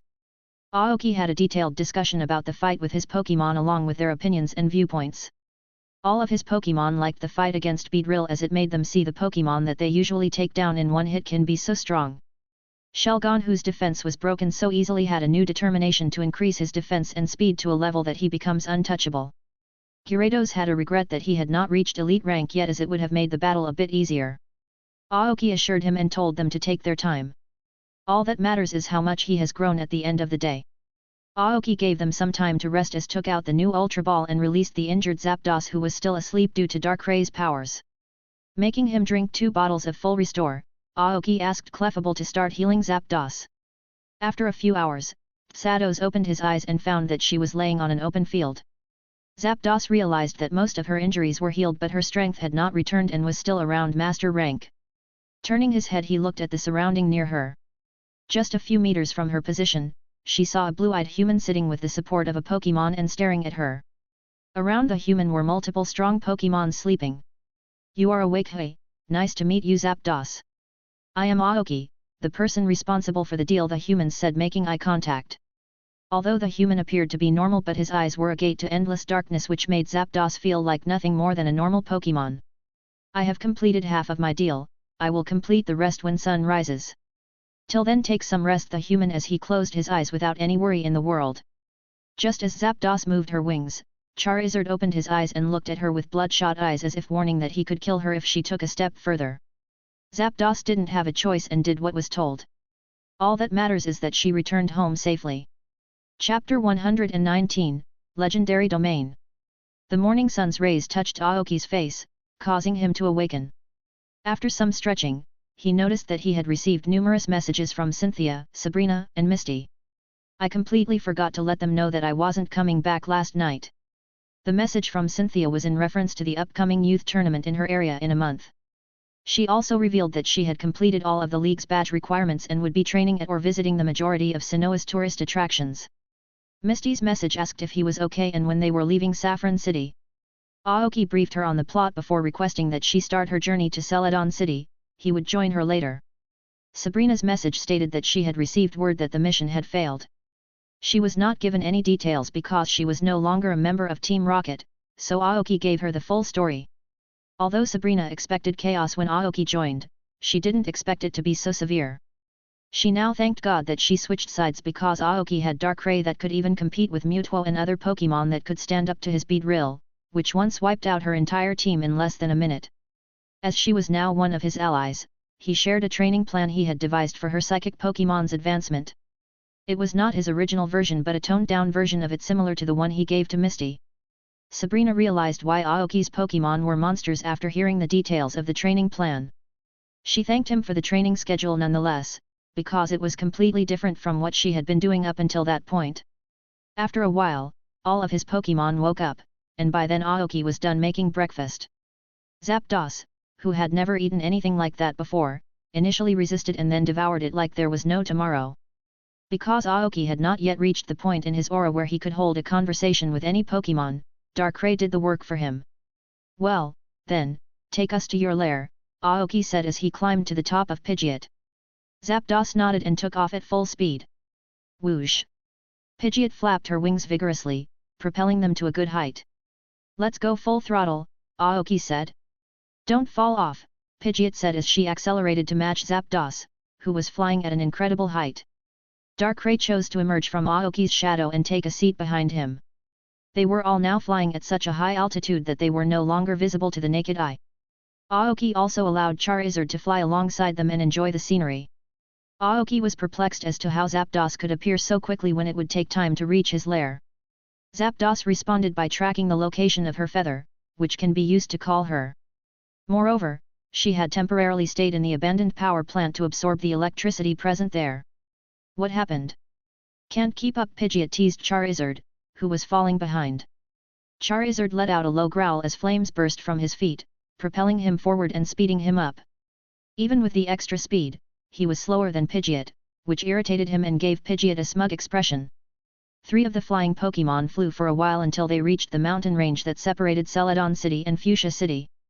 This mountain range had one of the deepest forests in the Kanto region, so people avoided this path and took the easier path to Fuchsia City. The compass and GPS begin to malfunction here due to a strong magnetic field. There are rumors of elite-level wild Pokémon in this area, but trainers choose not to investigate because their lives are more important. There are also many poisonous plants and medicinal herbs to be found here. For Aoki and his 2 Pokémon, the mountain view was breathtaking and rejuvenating. Since this mountain range served as the source of a small river that flowed all year, ice was still present at the summit of the tallest mountain. In terms of range and height, this mountain range was second only to Mt. Silver. This mountain range was classified as one of the marvelous regions as all the 5 seasons can be seen here existing at the same time. Crossing the mountains that were constantly covered in ice, Zapdos lowered her height and flew in the direction of the area where it was raining. The space around them rippled as they passed through a barrier to reach an area with large plants that resembled mushrooms. There were many strange trees in the area that Aoki had never seen before, as well as large pieces of stone scattered about. Aoki was amazed as the sky changed from light blue to purple. He felt as if he'd been transported to another world. Legendary Pokémon had the ability to create their own domain. Almost all legendary Pokémons use this ability to hide from normal eyes or to have a more peaceful home. As they moved deeper into the mysterious forest, Aoki detected a sweet scent in the air. The sky gradually darkened purple, with clouds and thunderclaps. Aoki noticed various yellow rocks sparkling with electricity as they moved away. He noticed several electric-type Pokémons roaming around, including the Piku, Mariup, Magnemite, and Electrike lines. Other Pokémon, such as the Bellsprout line, Oddish line, Jigglypuff line, Pidgey line, Sunkern line, Radon line, Nidoran-like, and so on, coexisted peacefully with the electric Pokémon. Aoki was surprised to see Mariup, Illichid, and Electrike because they are incredibly uncommon in the Kanto region. Their evolution lines, such as Electabuzz, Ampharos, and Manectric, began to emerge as they progressed deeper. More Pokémon like Joltix were present in the forest, but Aoki was unable to see them due to their small size. The Pokémons ranged in rank from junior level all the way up to elite level. A strange calmness in the air caused Charizard, who always sought out strong opponents to fight, to magically forget about fighting. The same was true for Pidgeot, who also felt as though she was in an odd state of harmony. How do you feel about this, Darkrai? Is this place similar to dimension of yours? Aoki asked. This legendary domain is distinct from my dimensions, where I have complete control over entry and exit. But there is a catch here as well. Zapdos flew in a specific pattern to lead us to this area. If she had flown in a different pattern, we would never have found this forest. Do you understand how that works? I'm sorry, but I have no idea. Even so, this place is huge, the scenery feels amazing. This place is impossible to be made by Zapdos alone, more than one legendary or mythical is involved in creating and maintaining this domain. Especially a psychic type. Darkrai looked in one direction before returning his gaze to take in the scenery. A small green Pokémon watched Zapdos bring a human and two powerful Pokémon with her from a hole in the trunk of a tree. The Pokémon decided to follow them and look from a distance. They kept flying and finally landed at the topmost cliff where a large nest was made. In the nest was one large egg which a few sleeping Pikachu and Marieps were hugging. A peculiar scene of harmony. Chapter 120, Lord of the Forest. Sensing the arrival of Zapdos, the sleeping Pokémons woke up and gave Zapdos a hug too. I assigned them to look after my egg after I was gone. Zapdos said. The area they lived in was a very good spot built by Zapdos for electric Pokémon. Thunderclouds, ample food, magnetic fields, electric rocks, etc. From what Aoki saw till now, Zapdos was the ruler of this region as every electric Pokémon bowed their heads when Zapdos passed over them. A comedic scene happened as the electric Pokémons tried giving the menacing Charizard a hug which he didn't reject but made an awkward face. Pidgeot meanwhile accepted the hugs happily. The Pokémon were not afraid to approach Aoki as he had made his presence friendly and harmless. Pikachu. Me. Pikachus and Marieps felt like melting with pleasure and comfort as Aoki started petting them. Their fur was so soft Aoki could not control himself and pet them too much. Can I take a closer look at your egg? Aoki asked. Zapdos nodded giving her consent. With Zapdos's permission, Aoki started to look at the egg with his Pokédex recording function turned on. The egg was the largest egg with a height of around 1 m. It was mostly with patches of yellow and brown here and there. Aoki subjected his aura to the egg and sensed strong vitality and a fast heartbeat. There were even some movements inside the egg. After Bagon's egg had hatched, Aoki studied Pokémon eggs, and after reading the heartbeat he was sure that the egg was very close to hatching. There are many ways to indicate the time of hatching an egg. First was the size and color of the egg. The second was the heartbeat of the egg. Every species have a different heartbeat for their hatching but the average is around the same so that value is taken as standard. Aoki was not sure if that applied to legendary Pokémon eggs and as expected the heartbeat was way above normal level. Seems like your child is very close to being born, Aoki said as Zapdos agreed with him. Zapdos asked Aoki to stay there for the day and relax for a while. He would be getting his rewards after a while. Aoki climbed down from the cliff and entered the forest to do his work. He released all his Pokémons and asked them to explore as much as they liked for the next few hours after which they will start their training. Darkrai looked in a specific direction and then returned to what he was doing. Someone is keeping an eye on you, Darkrai's voice sounded in Aoki's head. Is this the second legendary that is maintaining the domain? Most probably. Don't approach them, let them take the initiative to approach if needed. Aoki collected some fruits and stones found in that place and started to see if they were any different. The fruits he picked up looked like the commonly found fruits but what made him pick those was because of their extra large size and different color. Most of the fruits were sweet with some having a tingling sensation on the tongue. He kept the seeds with him to try if the trees would grow normally or needs a constant supply of electricity. The various sized rocks he picked up gave him a surprise. Some of the rocks were very strong natural magnets while some were bits of low-grade thunderstone. Some Marieps and Picus saw Aoki with his research tools and surrounded him to see what he was doing with curiosity. Only the junior level Pokémons approached him while the higher ranks ignored Aoki as if he was invisible. Aoki saw this and gave them some poke blocks which the Pokémon hungrily devoured. This attracted more of the wild Pokémon so Aoki asked them to bring him vegetables and fruits if they wanted tasty food. This was a good chance for Aoki to observe Pokémon like Marieps and Electrike for which he had to go to Johto or Hone normally. At that time Clefable returned after a short journey and saw the crowd of Pokémon that surrounded Aoki. He is at it again. Clefable approached them with a smile. It was pretty common for Aoki to feed wild Pokémon that approached him for food. Usually, wild Pokémon stayed away because of their power, but those who dated to approach were rewarded with a tasty meal. Clefable decided to help Aoki with his cooking and distributed the work 50-50. The meal continued till afternoon when all the Pokémon stayed after a meal and decided to take a nap there without leaving. Aoki didn't say anything and started packing his things when he sensed a tuck on his shirt and widened his eyes seeing the one responsible. It was a small green fairy-like Pokémon. It was the mythical Pokémon Celebi, the Lord of the Forest and time travel ability user. The Pokémon cried with her fingers pointing at her mouth as if asking for food. Aoki gave her a smile and took out the poke blocks from his bag handing them to Celebi. Bye-in. Celebi cheered smelling the fragrance and immediately started eating sitting on Aoki's shoulder. I never expected to see a Celebi here, that explains the peculiarity of this region and how it was so well hidden. The Celebi in front of Aoki was only a master level, even then he had to be careful against a mythical Pokémon especially related to time. After having her meal Celebi made a thanking gesture at Aoki and fell asleep on top of the largest Mariab. Thanks for listening.